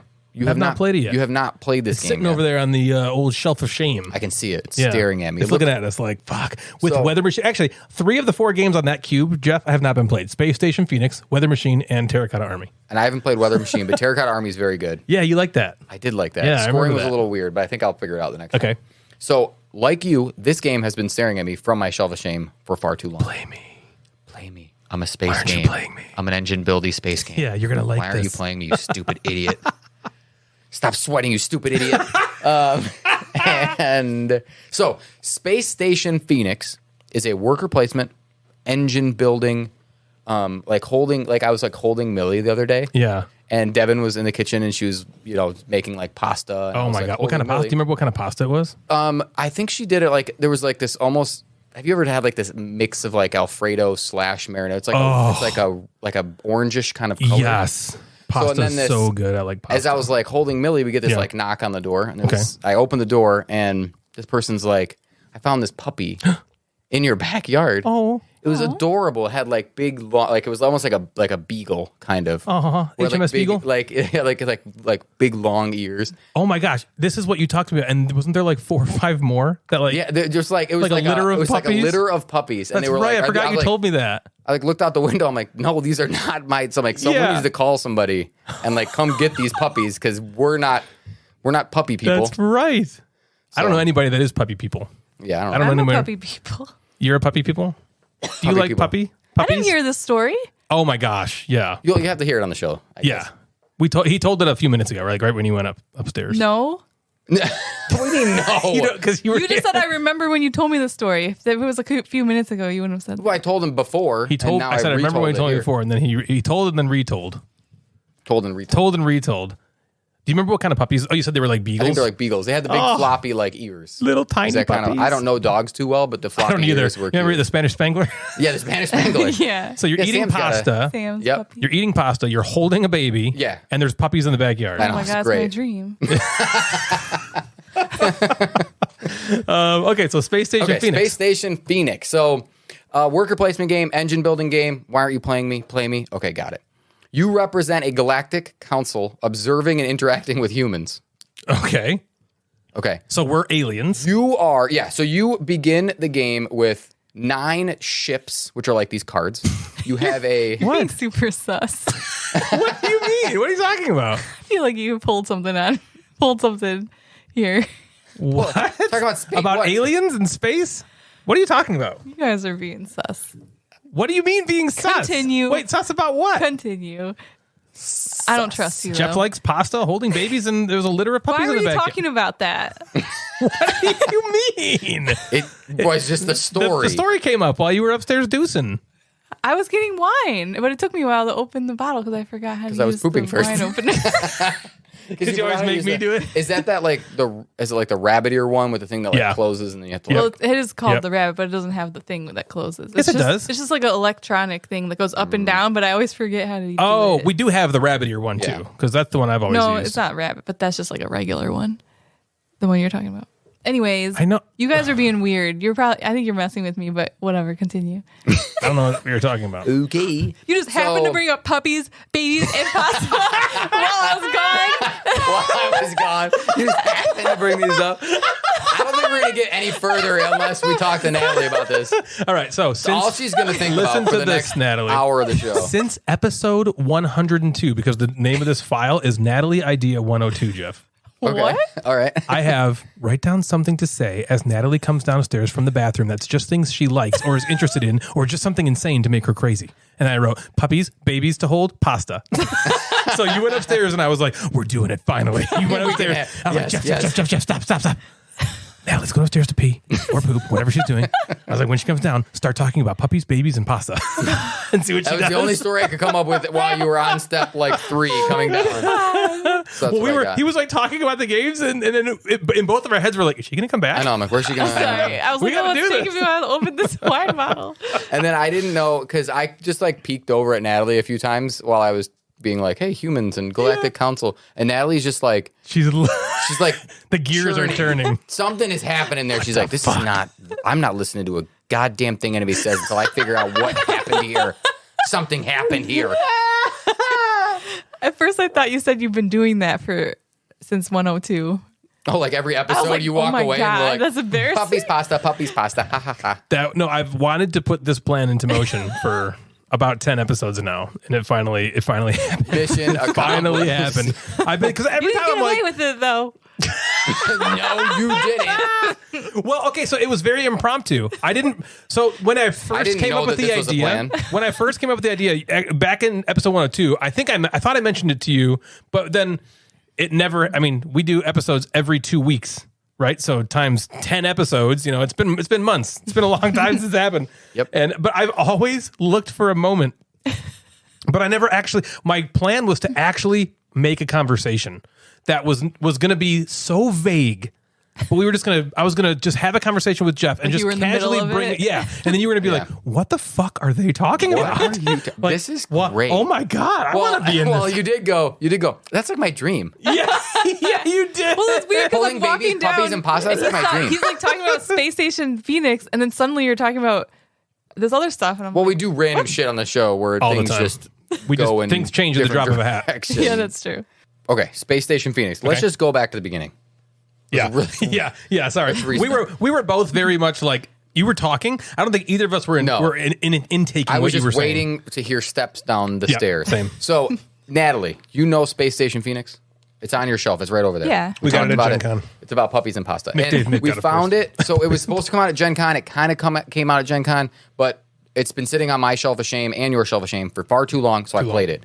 It is a engine building, worker placement game. You're aliens, sort of. Okay? Yeah. You have a player board. Your player board is not dual layered.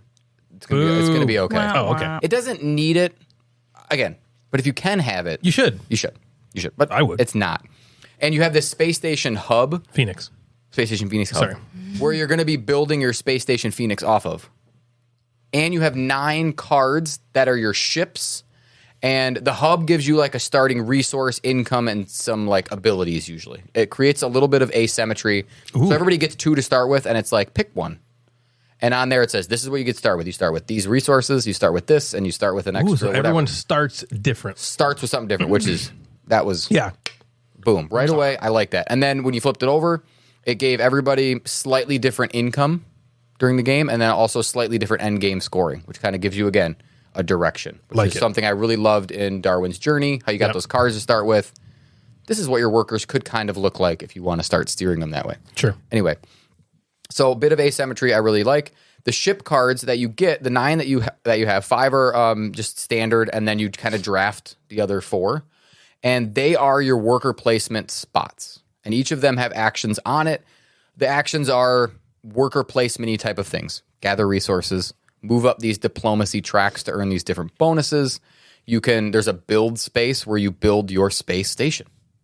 And the space station comes off that hub in like 3 different sort of So you're branches. building your own. You're not building a shared your one. own space station, Phoenix. Beautiful.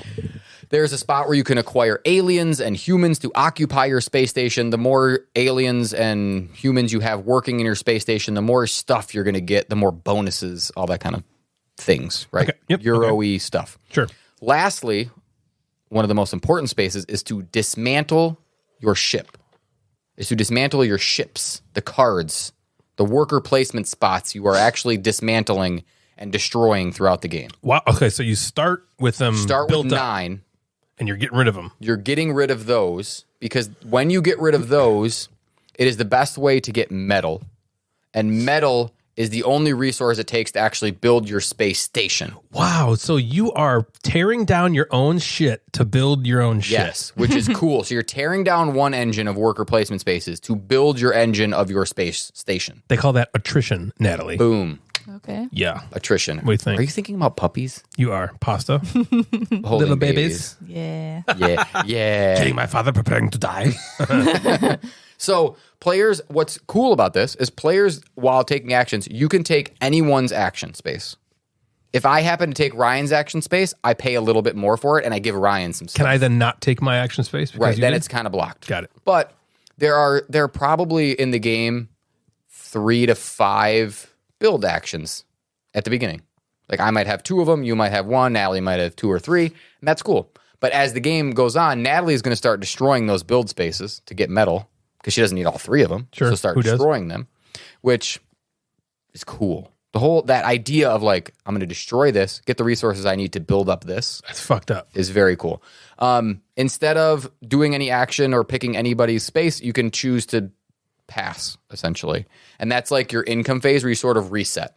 So- your board clears, you get a bunch of stuff from your space station, depending on how many workers are on there, income, that kind of thing. Go ahead. Sorry. So does that mean then that it gets harder to place your workers toward the end because you're getting rid of these spaces? Yeah, a little bit. There's not, so you have one token that you basically move around to take the spaces. So like, all right, I want to go to dismantle. I put my token on my dismantle. I pay my cost. I put it on the card. That space is gone. And then on my next turn, I take that token and I move it somewhere else. Okay. So yes, there are in theory less spaces to go to toward the end of the game, but the actions are still like available throughout. It's like, all right, I'm going to tear out, I'm going to destroy my own build action, but I'm just going to use yours. Yours was better anyway because I got a discount, so I'm going to go to yours instead of mine. So let me just get rid of mine. Or do I want to keep the sweet spaces for then when you go there, then I get a bonus? Interesting. Yeah. So play continues. There's some end game conditions. You got to like meet points or remove the aliens or something like that. There's a few end game conditions. You get a shit ton of points. Here we go. The quick take is that I liked this game. What did I like? Good question. I was gonna ask. Okay. The first thing I thought was the coolest thing was dismantling your ship. Yeah, that sounds so fun. I think that mechanism is very cool where you destroy something to build up something else. It created a pretty cool timing mechanism aspect, which everyone knows that I like in games, where what to destroy and when is cool. Because you want those 9 ships early. Those 9 ships actually give you a little bit of more income when you pass. But when's the moment you want to get rid of one of them to then start building your other space station Phoenix kind of engine? Because in each level of these space stations, because there's 3 levels and there's 3 branches, so there's 9 total space station sections that you can build. They all have these, like, most of them have spots where as you fill them up with aliens, you're building that engine to get money instead of the ship. Do you think they call it Phoenix because you're killing something on your ship Ooh, and then maybe. Ooh, and it's coming out of the ashes. Gotta be. rebirth? If it's the not, asses, it is Ashes. now. I heard you. Right out of the asses. From the asses. From the asses. Rise. That's where the We Phoenix rise. comes out. From the asses. So That's got to be why they named it that. it's got to be it. Totally. So I like including dismantling stuff in this sort of sub menu. I like that you can use everyone else's ship as you destroy That's so ships. fucking cool. You pause. Basically, the point is, I like the idea of destroying the one engine of your ships to then build this other one. It just seems cool. The space station sections that you're building, I liked a lot. There are tons and tons of variability in this game. There is maybe 5 or 6, 7, 8, something like that, different sections for each of the different colors. And you can mix them up and you just kind of pick random ones. We played with like the basic ones, and the more advanced ones seem amazing. All How the many have you hubs are played? cool. How many what? How many people? 3. Okay. 3 people. And there's never each. So we played with 3 people. There are 3 different colors of the branches of the space station that you're going to build. Think of just the 3 arms. Mm-hmm. Each arm has 3 sections: a 1 section, a 2 section, and a 3 section. Sure. So there's 9 total. There is enough sections for everybody to build everything if they want. So it's friendly in that way. But there are clear ones that will help your strategy and your hub better, where you're like, I want to build that section 1. So that's the one I want to go for. But you're never like completely stuck or lost. Or like, oh shit, I can't build the section 2 because now they're all gone. Right? So I did like that it was friendly in that way.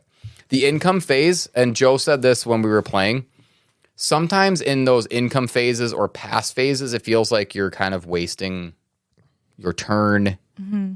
And it's like just, shit, I'm just resetting, right? I don't want to like spend a turn just to like do that. And in most of these games where there's like a reset phase, you just try to take as many actions as you can before you're like, okay, I'm completely out. Now I need to reset and do my turn. There are great opportunities in this game to just go, all right, I could take that action, but I'm going to pass. I'm going to reset. I need the resources from my space station. I need to get all that income to then make my next turn better. Joe's creeping up on the end of the game. I don't want to take my last turn as income. I want to be able to do this action.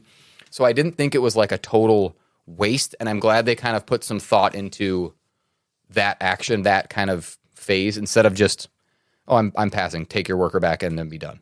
So that was cool. The variability I already talked about. I think this is one of the biggest reasons the game will come back to the table, is there are a bunch of different ship cards that we didn't see. There's a bunch of different space station pieces. There's a bunch of different hubs that we didn't see. So I'm very excited about adding some variability to the game and like advanced variability. What I didn't like, this game is a table hog. Yeah, I've heard that. Unnecessarily, almost, I think. I am happy that the player boards are nice and big, and the grandiose feel of the player board and your space station is cool. There is this diplomacy track that is just way too big. Mm. It could be half that size and just have little cubes on it, but it's overly big. Really?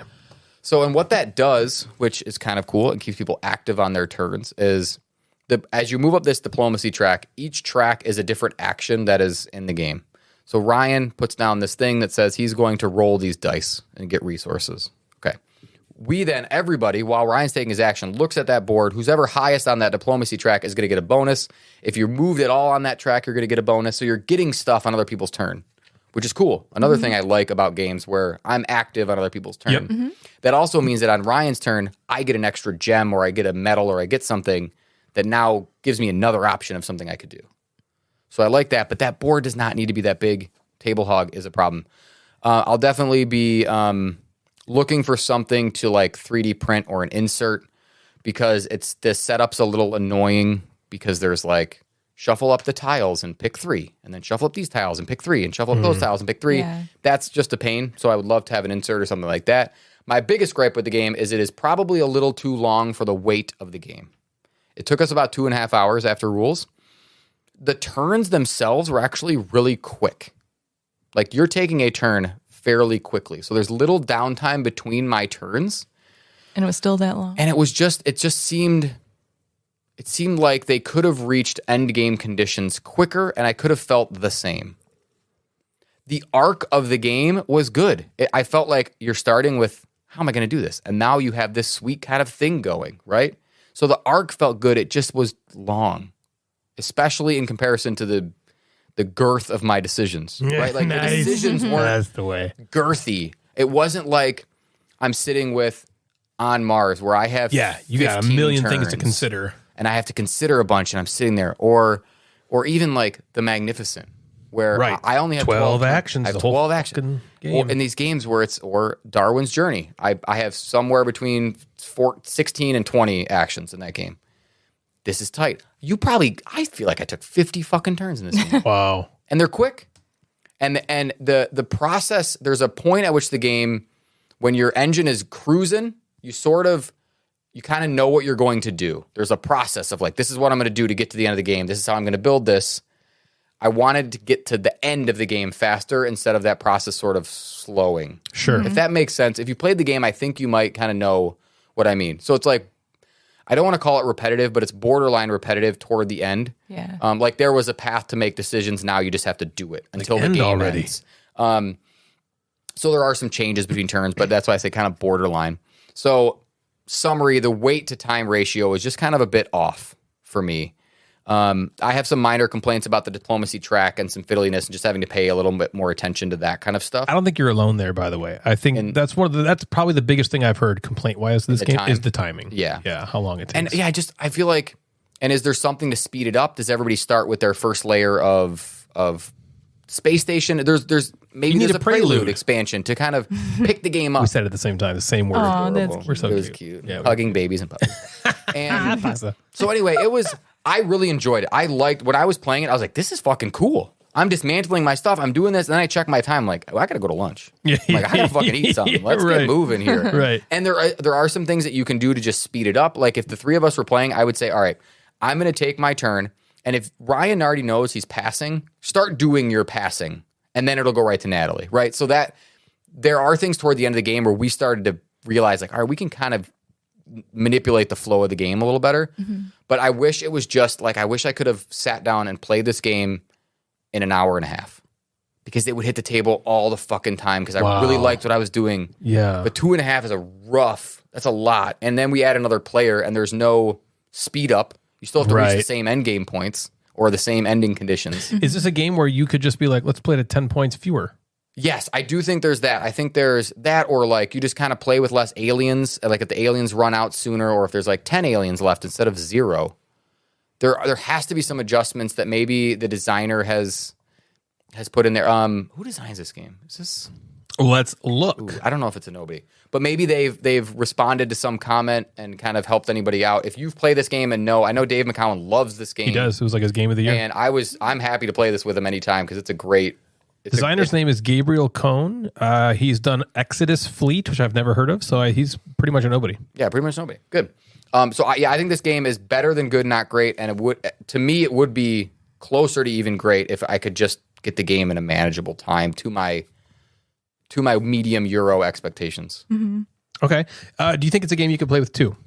Yes. It says best with 3 here on BGG, but you think it would be fine with 2? I think it'd be fine with 2. Yeah, I don't know what the really downfall of 2 would be.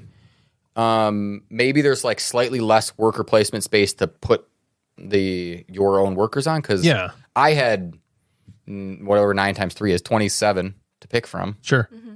At the beginning of the game, you would only have 18, but shit, there's only 5 or 6 total actions. The cards are duplicated, so maybe you just have to maybe you have to take the income phase a couple more times throughout the game.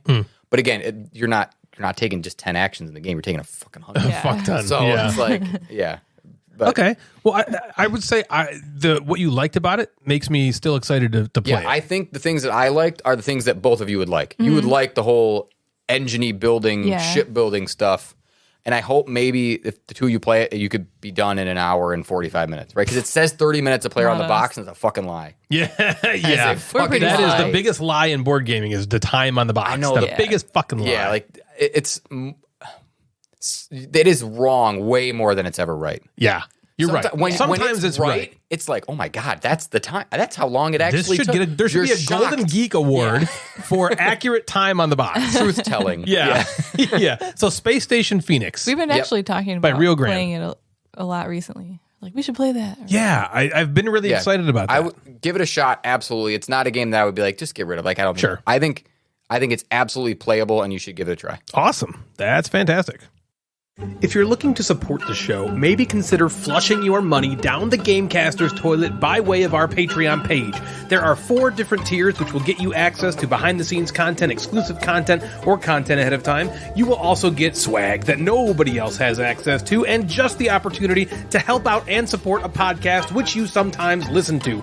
We have amazing patrons. Thank you so much for your support, guys. If you'd like to donate to help us pay for things like hosting fees and that blank that Jeff's had his eye on, please head on over to patreon.com/The Gamecasters to help out. The Gateway Network is now defunct, but our merchandise isn't. If you're looking to get some great Gamecasters or Mad Board Gamer gear, head on over to thegatewaynetwork.com/store and you'll find that there. We have also partnered up with Tim of Sir Meeple, who is creating custom Gamecasters designs for us, so you can go to sirmeeple.com, click the pull down under creators, and find us there under Board Game Podcasts. More stuff will be added frequently, and what a great way to support 2 creators at the same time. A dream for most of us, am I right, Natalie? So once again, that's sirmeeple.com. You click the pull down under creators and find us under Board Game Podcasts. Possibly the best way to interact with all of us, though, is via our Discord server. If you go to the Gamecasters Instagram page, you can check out our link tree in our bio to get access to our server. It's a great way to engage with all 3 of us on a daily basis, as well as meet a bunch of like-minded, awesome people. So check out our Discord server. Why don't you step inside? Come on, it's warm in there. You think you found some grass, but nope, it's pubic hair. You wonder why there's so much underwear. You've stepped inside of Natalie's Nook. Today on Natalie's Nook, I wanted to ask you how to handle players with AP. You want us to answer to? With a P? With a P. AP. What is AP? Do you know what AP is? What does it stand AP for? is analysis paralysis. And in board games, analysis. it can be very Analysis. frustrating for other players. Someone in our Discord brought up a question of how to handle this when one person single-handedly doubles the time a game takes. And how do you handle it without upsetting that person? Because you don't want to be rude. Can you talk briefly about what analysis paralysis is? Oh, sure. Analysis paralysis is when you're playing a board game and you're trying to figure out what to do and it's taking you a really long time because you're kind of stuck or you're trying to think through things. And it's basically like when somebody is taking a long time to take their turn. Yeah, it's like Buridan's donkey. It's where you have 2 decisions and you're sitting there and you're like, which one? You're frozen. Yeah, Which fuck you're one? like You stuck. can't figure it out. And it's just you're paralyzed. Yep. Yes. Analyzing. That happens to me sometimes if I get very overwhelmed. Happens to all of not us. in board games, but like a lot of times at work, if I'm stressed out and overwhelmed and I'm like, I have so much to do. And then I'm just frozen and I'm like, I'm not doing anything I because have I'm a pee. panicking, Yeah. but I have so much to do. So I'm not panicking even more because Yeah. I'm not doing How is that in my anything. regular life? Yeah. I have all these things to do. I'm going to do nothing. Yeah. Yeah. There's so Yeah. much stuff to do. I choose 0. None of it. I'm not Right. doing anything. Not even by choice. You're just like, Yeah. I guess it's I guess. 8:30. I'm done. I just call I it. can't do it. Call it. So there's the question how to handle players with How AP. to handle with players with AP. I thought we could discuss our suggestions, and I found some thoughts that people had online as well. But I'd like to hear your thoughts first. Some of the stuff that I found online, I think is kind of ridiculous. I think that whatever we say will probably be more realistic. I kind of want to hear that first. Where did you... Sorry, you said you went where and found some of this? You said online. Online, I forget. It was a You few Googled weeks it? ago. Chat GPT just tell you what No, to I think it might have been Board Game Geek or it might have been Reddit or somewhere, some board game discussion that people were having, and it's what like they thought. What that I should think do. you might say, you don't have to say it yet if you don't want to. What I think you might say is people are going to be like, just be direct and be mean and just be like, hey, cut it out. What the fuck are you doing? Is that what they say? Why don't you just Not really. read? Okay, so Why don't you just tell me the name of the movie? all right, I'll tell you Just tell me the name of the movie you'd like to see. the mostly bad ideas first. Okay, bad So some people were like, use timers. Almost like you're taking too long. I'm going to start timing you, and you only have this much time. That's man. written into the rules of some I games, feel like that's right? ridiculous. Like that's unnecessary. It's like passive aggressive. It's Johnny's turn again. Click, click, click, click, right. click, click, Like click. how would you TikTok, feel if somebody motherfucker. did that to you? Like I feel like if you That's- already have analysis no. paralysis, that's It's going to make it worse. It's going to make it worse. And it's kind of mean, you know. Somebody else, other people said, let's see. it says avoid AP prone games. And I was like, well, that's kind of a bummer. Like you just basically, because this one person has AP, you just like don't play those kind of games ever. I can see that advice being okay if you have a big group and you don't always play with this guy. Yeah, I agree. But like if you have the guy that's always AP and you're like, okay, I guess we can't play any game above the weight of 3.3. If you have enough AP, you're going to do that for everything. Every game. So even when you play light games and the turns should take 5-10 seconds, you're going to min-max the shit out of it. 1 minute. That is so much longer than it should take. So that's hard to just say, let's eliminate an entire category of games. Let's make my night less fun playing games because you take a little longer. Right. But God, don't use a timer. Oh, I know, right? That's yikesy. So I guess you could just be a dick. Yeah. You could just be you're an absolute asshole. Then at that point, if you're going to be an asshole, why don't you be like, hey, you're taking too long. Exactly. Stop it. If you're going to TikTok someone and be like, look at the sand timer. Just be like, might as well just be like, cut it the fuck out. Which is what like the next one is. It says telling them straight up, like having a talk about it. But I feel like that seems pretty risky if you're not trying to hurt their feelings or make them feel bad. I think a lot of people think that's a good idea. I think a lot of people think it's good. Like be direct, just say what you feel and say what you mean. Human interactions are a lot more complex, I think, than that. And so I personally, that spells disaster. I mean, even if you try your hardest to say it in like a nice, non-confrontational way, like a jerk. They could 100% still take it that way because you are telling them like, hey, you're taking too long and everybody hates it, basically. This behavior that you are engaging in is ruining everyone else's and time. that's just going to make them feel shitty. No matter how you dress it up, I agree. I think that's a bad move. Some people respond fine to that stuff. Yeah. But for me, and this is just you and me, Natalie, we have a little bias here. If somebody said that to me, if somebody was like, hey, listen, shut up. If someone shushed me during a play of Hadrian's Wall, shut the fuck I up. wouldn't like that, okay? That would suck.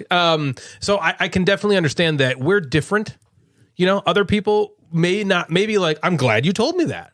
Oh, yeah. There's definitely people who aren't as sensitive as people like you and me who... I'm crying already. Like, you can say something to them and they won't really take anything personally and they'll just be like, okay. And honestly, I respect a lot of people. But the reason like I can't sign off on that advice is because there are people like us out there. Yes. So you can't just blanket be like, yeah, just be direct with them because you might just fucking push them away. Feel people. You have to.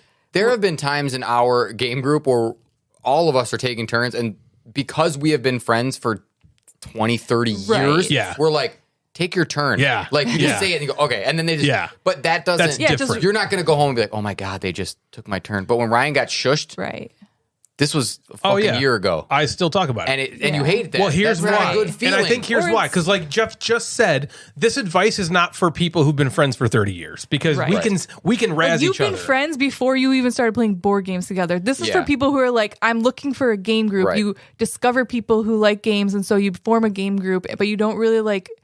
you haven't been friends since high school. Because if you've been friends for a while, you should be able to probably say something as a joke. I would agree. Like if me and Jeff are playing a game and it's been like 10 minutes. Like, Ryan, are you going to go? Like, what are you going to do, man? Like, hello? Or like, hey, Ryan, it's your turn, right? Yeah, like, I guess we'll do stuff like that. That's fine. That's what I was going to say. I think is probably, in my opinion, the best way to try make a to joke do it. out of it. The problem with making a joke out of it is that it's a little more subtle, and sometimes people don't take get the hint. Might not get the point across. Yeah, but like I think throwing in like jokes and little comments, a little comment. Like, oh, did you go yet? Almost like, oh, did you go yet? Oh, no, I didn't. And almost like, okay, they're waiting on me kind of thing. Or, making a joke.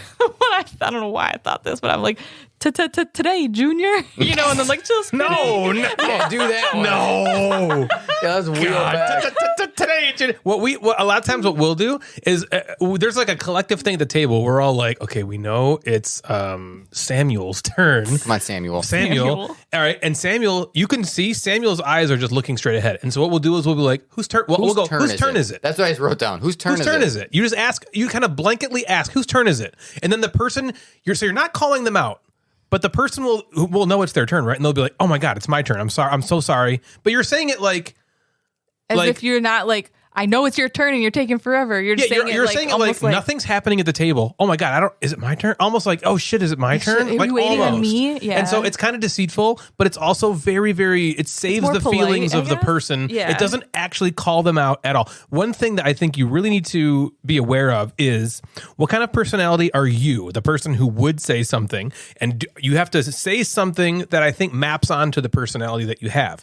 So Jeff and I are just goofy. And we're just kind of jokesters. So if we say, hey, you're taking too long, it's going to sound different coming from us because that's not how we usually talk to people that we don't know. So they're going to be like, oh, he's mad at me. Right. So Jeff and I would probably So need we'd probably to be like, today, Junior. To just lighten up the mood a little bit. What's it from Billy Madison? Yeah. It's from you 3 minutes ago. No, so I think it's important that you convey something to let the person, because really what you're trying to do is get this point across to them to help the game move along without hurting their feelings. So if you convey it, what you need to convey in a way that maps onto your own personality, you're gonna have a lot better time, I think, with it. I'm a goofball.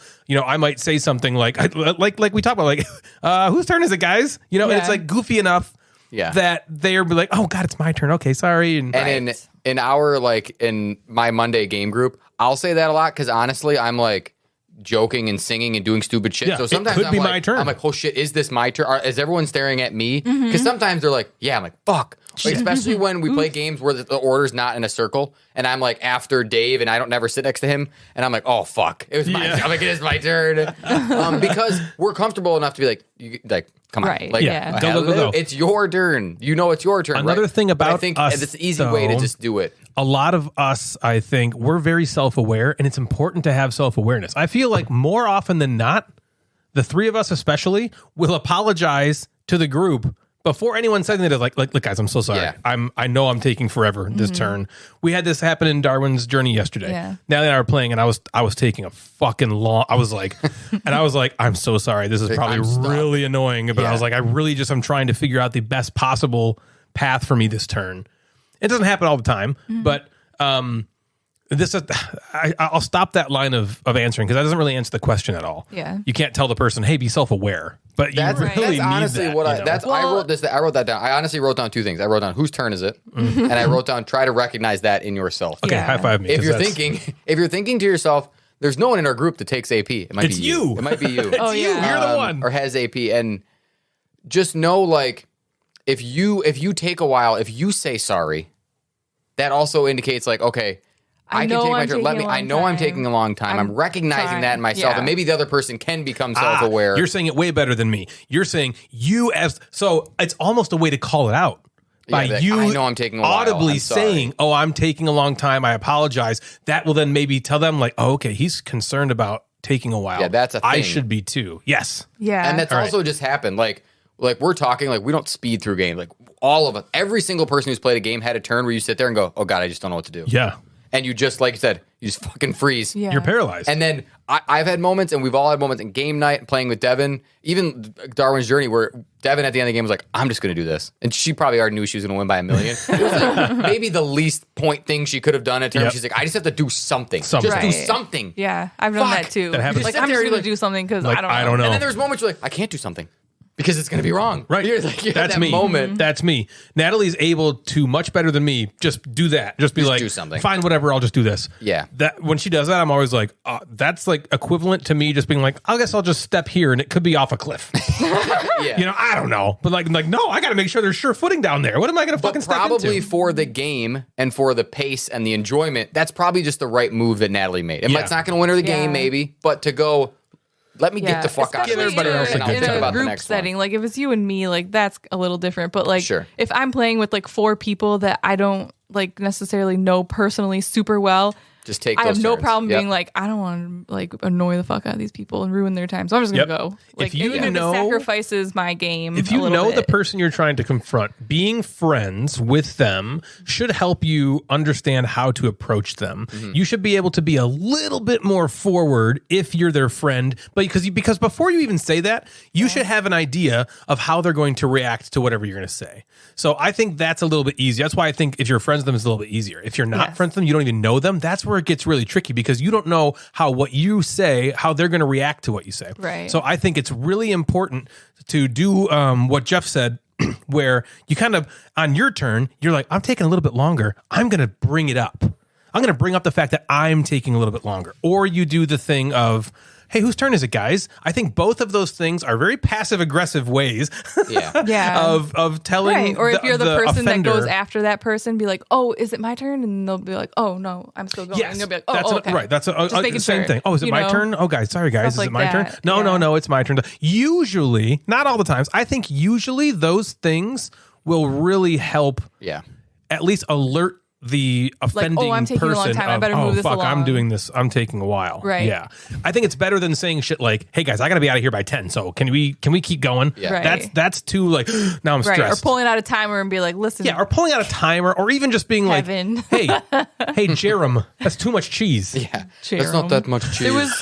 There was another thing that I saw somebody wrote as somebody who was the person who was prone to AP, and they said, from someone prone to AP, I know I'm taking too long. I would also like to go faster, and you badgering me doesn't help. True. Friendly compassion would be excellent. Yes, however, this is like, I know I have bad behavior. You telling me my behavior's bad doesn't make it better. And I get that, but that's not helping you get through it and get over that. You know what I mean? Yeah. If you know you have if you know you have this behavior about yourself in AP, I think if you know it, if that person knows it, it's on them to say, listen, I'm so sorry. I'm going to try my hardest to move along. I typically have a difficult time making decisions. Bear with me. Yeah. If you have that self-awareness, say it to the people. So at least, because in a lot of situations, if people just know what's going on, they're more lenient and understanding of it. Right? So if someone's like, hey guys, I typically take a little bit longer in games. I'm so sorry about that. I'm going to try to speed it along. Right. All three of us, if someone said that to us, we'd be like, Then okay. when it happens, you're not going to be like, oh, what are they doing? Yeah. We'll be like, rare okay, I get it. occurrence. Yeah. Because most people that have AP person- don't have self-awareness. But I'm talking about this person is specifically who's like, don't badger me. I know I have this about myself. Well, it's like maybe the person who's badgering you doesn't know you have that. You know you have this. Mm-hmm. And from their perspective, they're just like, take your fucking turn. Yeah. Well, it's funny too, because like there's also like, what is the root of the AP kind of thing? And like, I don't know, just being, everybody's different. And like, if I'm in a group and I'm taking a long time, I care more about moving on than like losing or winning the game. You're hitting it right there. Where other people might be having AP because they're like, if I don't do well, I'm going to look stupid. Yes. And so I need to make sure I make the best move. But by doing that, they're ruining everyone else's time because they're taking so long to do that, where they, no one actually cares if you like win or not. That person is so self-aware, he would move on. He would take a turn and move on because he would be self-aware enough to realize he's ruining everyone else's experience. Right. But that's what I think. That's what I'm saying. Some people are like, they don't care about that. All they care about is like, I need to win and I need to make the very best move I can make. He's self-aware and he wants to win, and not he's self-aware. I'm going to make the game more enjoyable for everyone. I think it's typically like almost like they don't even think about like, how is this affecting other people? Because they're only thinking about is only thinking about, we're playing a game. I want to win the game. I need to win. Well, I think it's like, I want to win the game. Here's what I need to do to win the game. I need to think. And so the goal is to win, right? But the winning is not what's important. It is the goal. So you keep that in mind. The goal of the goal if you're trying to get the goal. If the winning of the goal is the win goal. You killed my father. Then I feel like that's the goal. I'm thirsty. Rule heck, don't you know? Of board Right. games. Babies and pasta and puppies. Pasta baby puppies, oh heck, Baby don't you pasta know? poppy. Yeah, you got any other ideas or suggestions, or is that? To solve the AP? I think we have the most definitive possible. I mean, that's what we would for all this. do, and I feel like we're pretty compassionate Nailed it. people. We're not mean, and I think that's the difference. I think if you ask a different group of podcasters, they would have a very, very different Yeah, answer that here, could because I maybe- think a lot of people's way to combat this is to just be like, just tell them, take them aside privately and tell them. To me, that sounds like a nightmare of social awkwardness. What a weird, like, hey, listen, you've been taking a long time, and everybody is kind of like annoyed about it. I would never come Like, back. I know, and that's Personally, the I'd be whole like, point. oh, okay, I'm this not having person fun who now. asked this, he was like, I want them to come back. He's like, I don't want to lose this person in our group because we have a small group already. And he's like, but I just kind of don't want the games to take double time. Double time. Yep. And good Help for him. me. The thing gets to that point where he has that conversation and it helps the game out. Cool. Yeah. I would steer away from going, hey, take your fucking turn Right. yelling at them. Yeah, Right. I would steer away from that. I would steer away from taking them aside. I would steer away from just like, because I mean, these are board games, guys. It's I not know. like okay, someone takes a little bit longer. Yeah, it can be a bummer, but is How it it that goes is it that fucking sometimes, big of a deal yeah. that you need to like risk, a Right. relationship with somebody because You they're just taking kind too of long? try to subtly hint at it, and hopefully you're making them self-aware enough to like Just tiptoe around it. move it, Yeah. move. If it's that bad, if you've done all these tips that we've tried and it's still not fucking working, then I guess try your potentially friend ruining Timer setting. yeah, thing. timer setting, approach and see if that doesn't make it better. Because I get that you might be like, well, we're just trying not to play the AP inducing games around him. But then it's like, okay, now we're hurting ourselves. Right. And then other people are like, Those are all well, my we just favorite don't. games. Then we're just Right. going to stop inviting Jerem to game night because Oh, he eats Jerem. too much Jerem. cheese. And then it's like, well, we don't want to. We like Jerem. I didn't so, take that much cheese. So we don't want Jerem to not show up. So I can understand the idea of like, I got to just fucking say something. It's the approach is everything. The approach is the goal, but the goal is not the winning goal of the approach. No, the goal. Yeah, the goal. So the goal should be the goal in boop. In The goal. Yep. If you should have if you could get dual layer player I would. boards, I'm just saying. I would. For today's game of the episode, Oh, we're gonna play a game that I'm calling. Shit. It's a new game, guys. It's called Guess the Game, based on my new explanation of the box cover. This one was inspired by the game we played a number of episodes ago, where I had Natalie and Jeff tell me what the cover of the box looked like, and Natalie infamously tried to come up with On Mars by just saying the colors. Space. There's colors on it, and this was just fucking hilarious. space stuff. So this one's kind of the opposite. I'm going to tell you guys what the box looks like, what's on it, and you have to be the first to ding in with your brand new dingers. Jeff and Natalie you have the have right their one? own dingers this Yeah. time. Okay. And you're going to tell me what the game is. Sound fun? Who cares? Here we Does go. that work? Have you tested it? Ooh, that's loud. Test yours. Wow. Oh, they're different They're pitched. different tones. Oh, dong, dong. You at home, guess who's buzzing in first? Oh, that's good stuff. Okay, so do you guys understand the game? You describe the box cover. I and will we guess describe it? the box cover. You be the first one to guess the game. Yeah, that's weird. You're, the dinger. The dinger's a I little. have to pull up the nip. Dinger. Pull the dinger up. Stuck. Maybe it's loose or something. We got to tighten something in there. Ready? Here we go. Okay, this one. It's like an orange box, standard size. There's two people on it. They're like in spacesuits, like a big valley in the background. Some trees. Well, it looks like a meteor about to strike the surface of the land. Okay, orangish in hue. I have no. Do I have to figure this out? We got to listen back to the tone. It was da-dong, da-dong. It was low high. Okay. Who's how is higher? Okay, Natalie, hit yours. I think it was Natalie then, All right? right, go Because I ahead, think it was da-dong. What do you think, Natalie? Terraforming Mars. What were you going to say, Jeff? I was going to say that one. You're correct. Terraforming Mars. Okay. Da-dong. Or was it da-dong? Or was it? Mine goes like this. Ding, ding, ding, ding, ding, ding. And mine goes ding, ding, ding, ding, ding, ding, ding. Ding, It's ding, different. ding. It's totally Not different. the fucking save. Yep. All right, you're number 2. The top half of the cover of this box is blue. Okay. Blue. Then it fades into like a green. Blue into green. There's a bunch of leaves. Okay. And atop the leaves are a number of wild animals. The biggest animal that's on the leaves is not even in the game. Yeah. Jeff. Arc? No. Correct. Got that What's one. the animal? There's an elephant. An elephant. A giant An elephant. elephant's not in the game. No, because elephants are super Oh. smart. Yeah, they're not. They were released by many zoos back Yes, in the. Yeah. right. Right. Like you can't go to the Detroit Zoo and see an elephant anymore. Right. So yeah, but there's a big elephant on the cover, right? I Oh think my the God, Detroit there is, Zoo isn't just there? lost the giraffe. Not like lost, but like it died. They one I think died? the- Aw. They had 2, I One of think. the or giraffes 3. died. Oh no. There were Sad. several giraffes. I have to double check that. Okay. Not that I many like people are watching going them to eat the Detroit Zoo. leaves off the, Yes. the trees. Off the people's hand, you can like feed them. Right off their hand. Oh, Number it's growing 3. on my hand. Eat this. Ouch. Lots of different colors on this one. Okay. Okay. Okay. It's like a bustling marketplace with like lots of like cottages in the background. There's a woman at one of these like booths in the marketplace, and she's selling like a potion. Actually, in fact, everyone seems like they're selling. Jeff.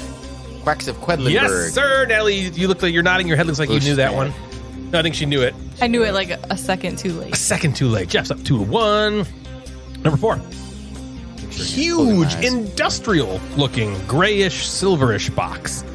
Looks like it could be a metal chest almost or something. There's a large gear in like the middle. Natalie? Mechs vs. Minions. Mechs versus Minions. Correct. There it is. I can see it. I should have known. It's right in front of you guys. It's That's looking great. at me. All right, 2-2. Number 5. Good one. Yellowy, orangey looking box with a waiter in front and center. Jeff. Grand Austria Hotel. Yes, sir. Natalie's nodding. She knew that one too. Very good. Very good. Number 6. This box is made up of reds and blues, some whites. It's not the American flag. Of different patterns. And they're all within like a grid of squares in like a Natalie. Decorum? No. They're a grid of squares in like a 5x5 grid. Jeff. Azul? Azul. Correct. Blue. Azul. What'd you say, Natalie? She said decorum. Decorum. Well, it's like geometric. I don't know if I know. Shapes. You could explain the cover of Decorum. I'm not even sure I knew what it would look like. Oh, that's not right. Okay, That's that's got Decorum. greens and that's got the heart. Yeah. Oh, it's like a heart in the It's middle. not like a heart in the squares. middle. It's like Yep. a paint. Never mind. I'm just wrong. You're not just wrong. You also have a nice butt. Okay. Number 7. Jeff's up 3-2, I think it looks like. 4-2. 4-2? Ooh, Jeff. Hold on. Wait. Wait. Number 7. In what looks like maybe the ugliest box we've seen so far, there appears to be the White House on the cover. It's not the White House, but that's what it appears to be. The name of the game is in a large black box at the top, written in like fancy cursive. Natalie. Obsession. Yes. Yeah. Jeff, Good you knew one. that one too? Yeah. Very close. That was close. It sounds so good right in succession. It sounds like a Christmas music. It sounds like those things like when you're in elementary school and you're like, boing. Oh yeah, okay. Or maybe it was high school. I don't know. Boing. I didn't do that in high school. Oh, I Maybe middle just thought school? it sounded like a bell. You know what I'm talking Yeah, about? Like dong. Those things you like Christmas hold bells. and it like The wooden clacker. Aren't they Christmas No, bells? it's not wooden. It's like these things, and they each have different tones, and you like play them in your order in music. I thought they class were in middle bells. school. Weren't they like? Aren't they just bells? Dong. I don't think they're bells. What? I want to know what you're talking about. And then you like put them on your shoulder to like stop. Number 8. I would like to just remind our listeners that Natalie, who's playing the canasta bells or something, That would Natalie? not have sex with me in high school. I just want everyone to know that this is where I rank on her scale of anything. Jeff, the Spirit King That- of you wouldn't high even- school. Well, now, ba-ding in the background. That was in middle school, and I was the biggest dork. You wouldn't have sex in middle school either. That's a fun. Damn it! It's I getting had like glasses and braces, and my dad called me olive oil because I always wear my hair in a bun. Oh, It was that's rough. embarrassing. Yeah, that's right. Number 8. 4-3 right now. Yeah, 4-3. Number 8. The box is basically all white. White, okay? White. Okay. There's an island with a ship approaching it behind the lettering of the game, which are like stones with moss on them, and a certain animal is perched all around the letters. White box, an island with a ship approaching it in the background. White box. Behind the the lettering of the game is in the foreground. The island with the boat sailing towards it's in the back. Okay. The letters are like stones with like moss on them, and there's a certain animal perched all around these stony, mossy letters. Stone letters. You know what's funny about this one? Moss. I was like, this is the easiest one probably. Really? Yeah. Well, now that I'm reading it, I'm like, I could see that this could stump them. I But it's funny can't when I think was of, like, writing it, I was like, this is a gonna be the mossy easiest one. stone word. Okay. Mossy stone word. Well, let's move on to number 9. Okay. Yeah. Number 9. Okay, so it's like a purpley, yellowy, orangey box with 2 silhouettes standing there, and there's speech bubbles. The silhouettes have speech bubbles. And the box is not a standard set, Natalie. Codename? Yes, code names. Correct. Very good. That's purple. Yeah, that's know. like, well, here, I thought let it me was like orange and red. Ah, code names. Oops, I typed in corridor names. Curd name. Because I thought it was code names and I'm like, oh, purple. Jinx. I know. That's I believe you. Too. Well, I mean, maybe I'm just stupidly color stupid, but doesn't that look purple? Right here? Yeah, that's the edges this are not purple? purpley. Yeah. To me, in my head, I thought more of a ready. Yeah. Ready, steady, Betty? Okay. Okay, what's the stone four to- moss 4 to 4. one with the white and the ship and the animal? And the ship animals. Yeah, Ship animal ship, islandy. Is that the only stuff. one that we haven't gotten? It's the only one you haven't gotten so far. We still have one more. Oh, there's one more. and that was there's- number 9. Oh, okay. And there's animals on that one. Yes, animals on the stone letters. Number 10. Oh, Natalie. Isle of Cats. Yes, Isle of Cats. Oh. Correct. Oh, There's an that's kinda island, black. and there's the cats are on the right. All right, Natalie won. Oh, we got one more. We got one more. Yeah, one yeah. Yep. Just got a chance to tie it up Natalie here. with a storming comeback. She's making a charge. Number 10. This box has a beautiful mountain landscape with forests and rivers and all that running through it, okay? In the foreground sits a little red imp and a larger impish, humanish looking fellow with his hand on his chin Like, what do I write next? In his hand, a quill. The quill rests on a map. Right. The box is beautiful mountain. Like, there's a mountain landscape in the background. Okay, forests and rivers, all that running through it. It's like a typical Art of Chill type of landscape, right? Like a Bob Ross, like Bob Ross drew what does an this. imp look Okay, like? think of a goblin or a ghoul or something. Okay. Okay. In the foreground, so that's the background. In the foreground, there's like a little tiny red imp. And he's like pointing, right? And then right next to him, there's like a larger impish, but he's like humanish also. He's got like pointy ears. He's got like pointy ears. He's got like flesh colored skin. Like the imp has like red skin, like red. Okay. Right? The impish humanish guy is kind of like humanish. has like, flesh color. All right. And he's holding a quill, right? And he's got the quill resting on a map. What the And he's F? stroking his chin like, what do I write next? Like the stone one, like kind of sounded familiar. This one does not sound familiar. Good. This was a good one for number 10 then. This one's a good one for number 10. The impies and All the right. big tally impies. Let's go to and next the clue. shorty impies. This box is not a standard size box. It's a small box, kind of codenamey size.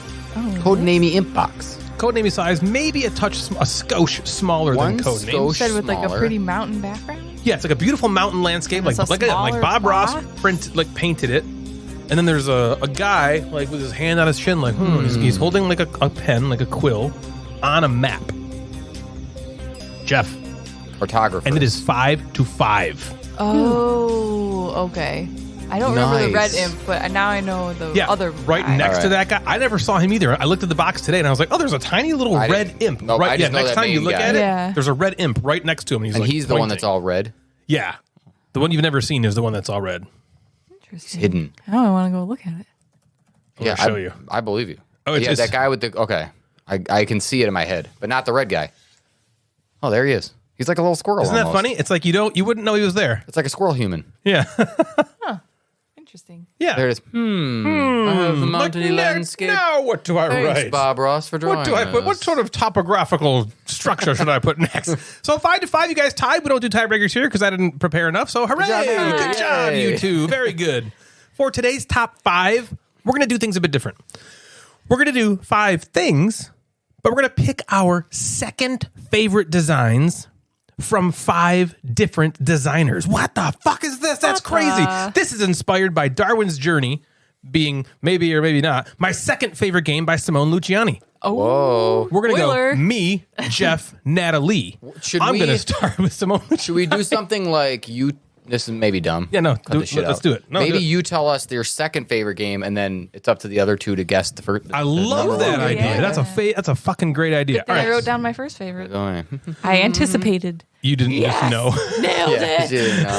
All right, Yes, you number got 5 is Simone Luciani. Darwin's Journey inspired this for me. So Darwin's Journey is my pick for Simone Luciani Is your number 2? as my second favorite game. Okay, so What do you guys think my first favorite So game Grand is? Austria Hotel. Yes, 'cause you correct. told Because us. I So said Grand that too. Austria Hotel is your number one. My number 1 Simone and your Luciani number game. 2 Darwin's, Darwin's Journey. Already. I know, man. Well, here's the thing. So we just played Tilatum, Tiletum, Toletum, and I liked it a lot. I loved Tilatum. Great game. Yeah. I thought so too. I was like, this is really good. When I played Darwin's Journey, I haven't had a feeling like that in a long time. Probably since like Hadrian's. Well, I guess last year we played a bunch of great games too. Guild of Merchant Explorers, Planet Unknown, But this Wonderland's is in a War. heavier category. But this is a different category. So probably not since like a heavy Hadrian's Euro, Wall or Arc Nova, heavy Euro, maybe something like that. Something like Arc Nova, even Wonderland's Carnegie. great. I was like, okay, this is a good really, fucking game. really good. And so, and I looked at all the rest of his games and I was like, you know what? I definitely liked it better than Tilatum, and I love Tilatum.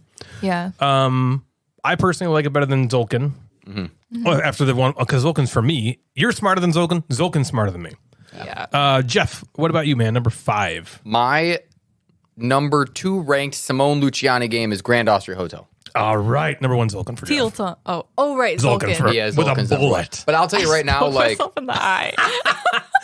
all right, Natalie, go ahead. You do yours, and then I would say something about Okay, Simone I'm going Luciani. to say my number 2 is Lorenzo Il Magnifico. It's a great game. That is a great game. Lorenzo. Kind of like along the lines like you said, like Like, I only played it the once, but the one time I played it, I was like in love with it.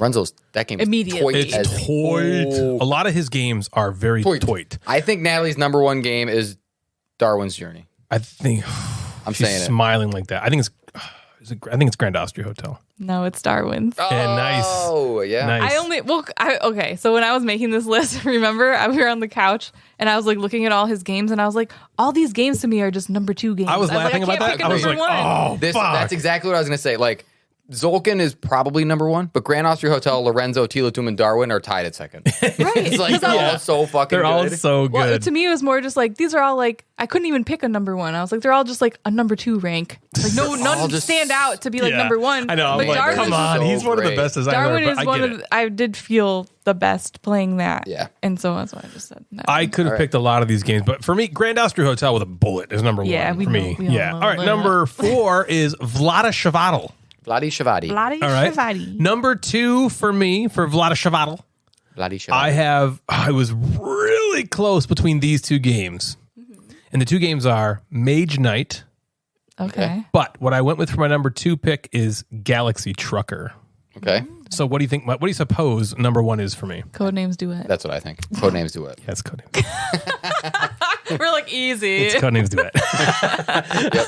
All right, Jeff, what about you? What do you got? What's My your number 2? 2 Vlada Shavadi game is any variation of Codenames. Okay, fuck. I think his number 1 is Dungeon Lords. I don't know. Well, I said that really fast. I feel like Let I me don't know a think. ton of his games or what Jeff has played. I think it's Dungeon Lords. Jeff. I just said Galaxy Trucker. Fuck. Yeah. Dungeon I Lords was is like- probably 3. I thought I was coming in like, ha, I got it. Dungeon Lords, Galaxy Trucker is just, It's and so that's a good. game that overcame the first play. I was like, this is fucking stupid. Yeah. And then ever since then, I was like, lower your This is expectations. so fun. Yeah. of what's going to happen to your ship and just play. And it's been Have really fun. Yeah, that's great. Okay.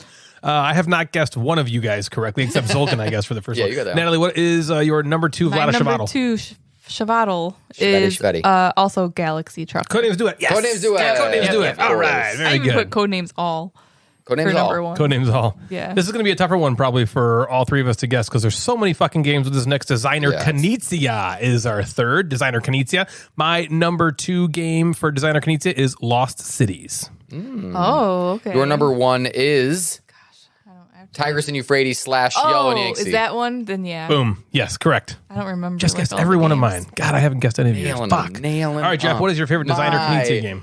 favorite Or second designer- favorite. Second favorite. Second Second favorite. favorite Designer Knizia game is Lost Cities. Oh. God damn it.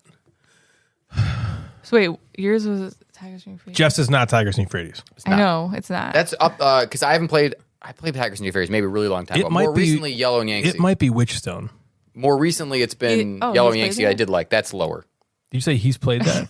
He's the one that told us to play that. Oh. He reviewed it on the show. Don't worry about it. We had not played it.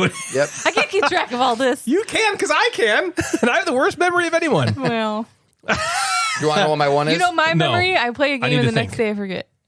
He I said need- Wishstone. I thought. Well, that's what I think it's Witchstone, but I have to Designer look up what Knees has got the games he fucking even catalog. designed. You said number 2 is Lost Cities. Yes. Which was Mainly just because like of the me. app implementation, and I just can't stop playing. It's so good. The app is great. Yeah. It's fucking great. I don't know, man. I'm just going to say Witchstone. It's Witchstone. Yes. Yes. I think that's Natalie's number 1 too. Yeah, for You're sure. correct. Natalie, what's your number 2 though? Does she have a number 2?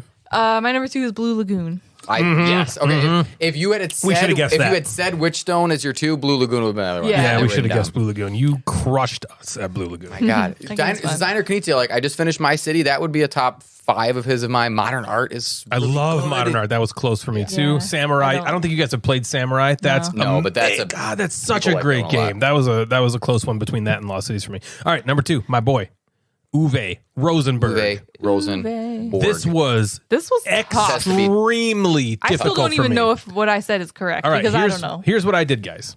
For Uwe alone, I am only going off of his big box games. Ooh, Okay, so Bonanza out. Okay. Ooh, ouch. Mamma Okay. Mia. Mamma Mia. Mamma Mia. Just so you know. Okay, so my number 2, I went with La Havre. Okay. Oh yeah. All right. I think you guys Your probably know my number number 1. one's Caverna. Yeah, Caverna. Caverna's for 1. sure. Caverna's 1. Jeff, what about you? I did not exclude the small box Okay, games. sure. My number 2 is A Feast for Odin.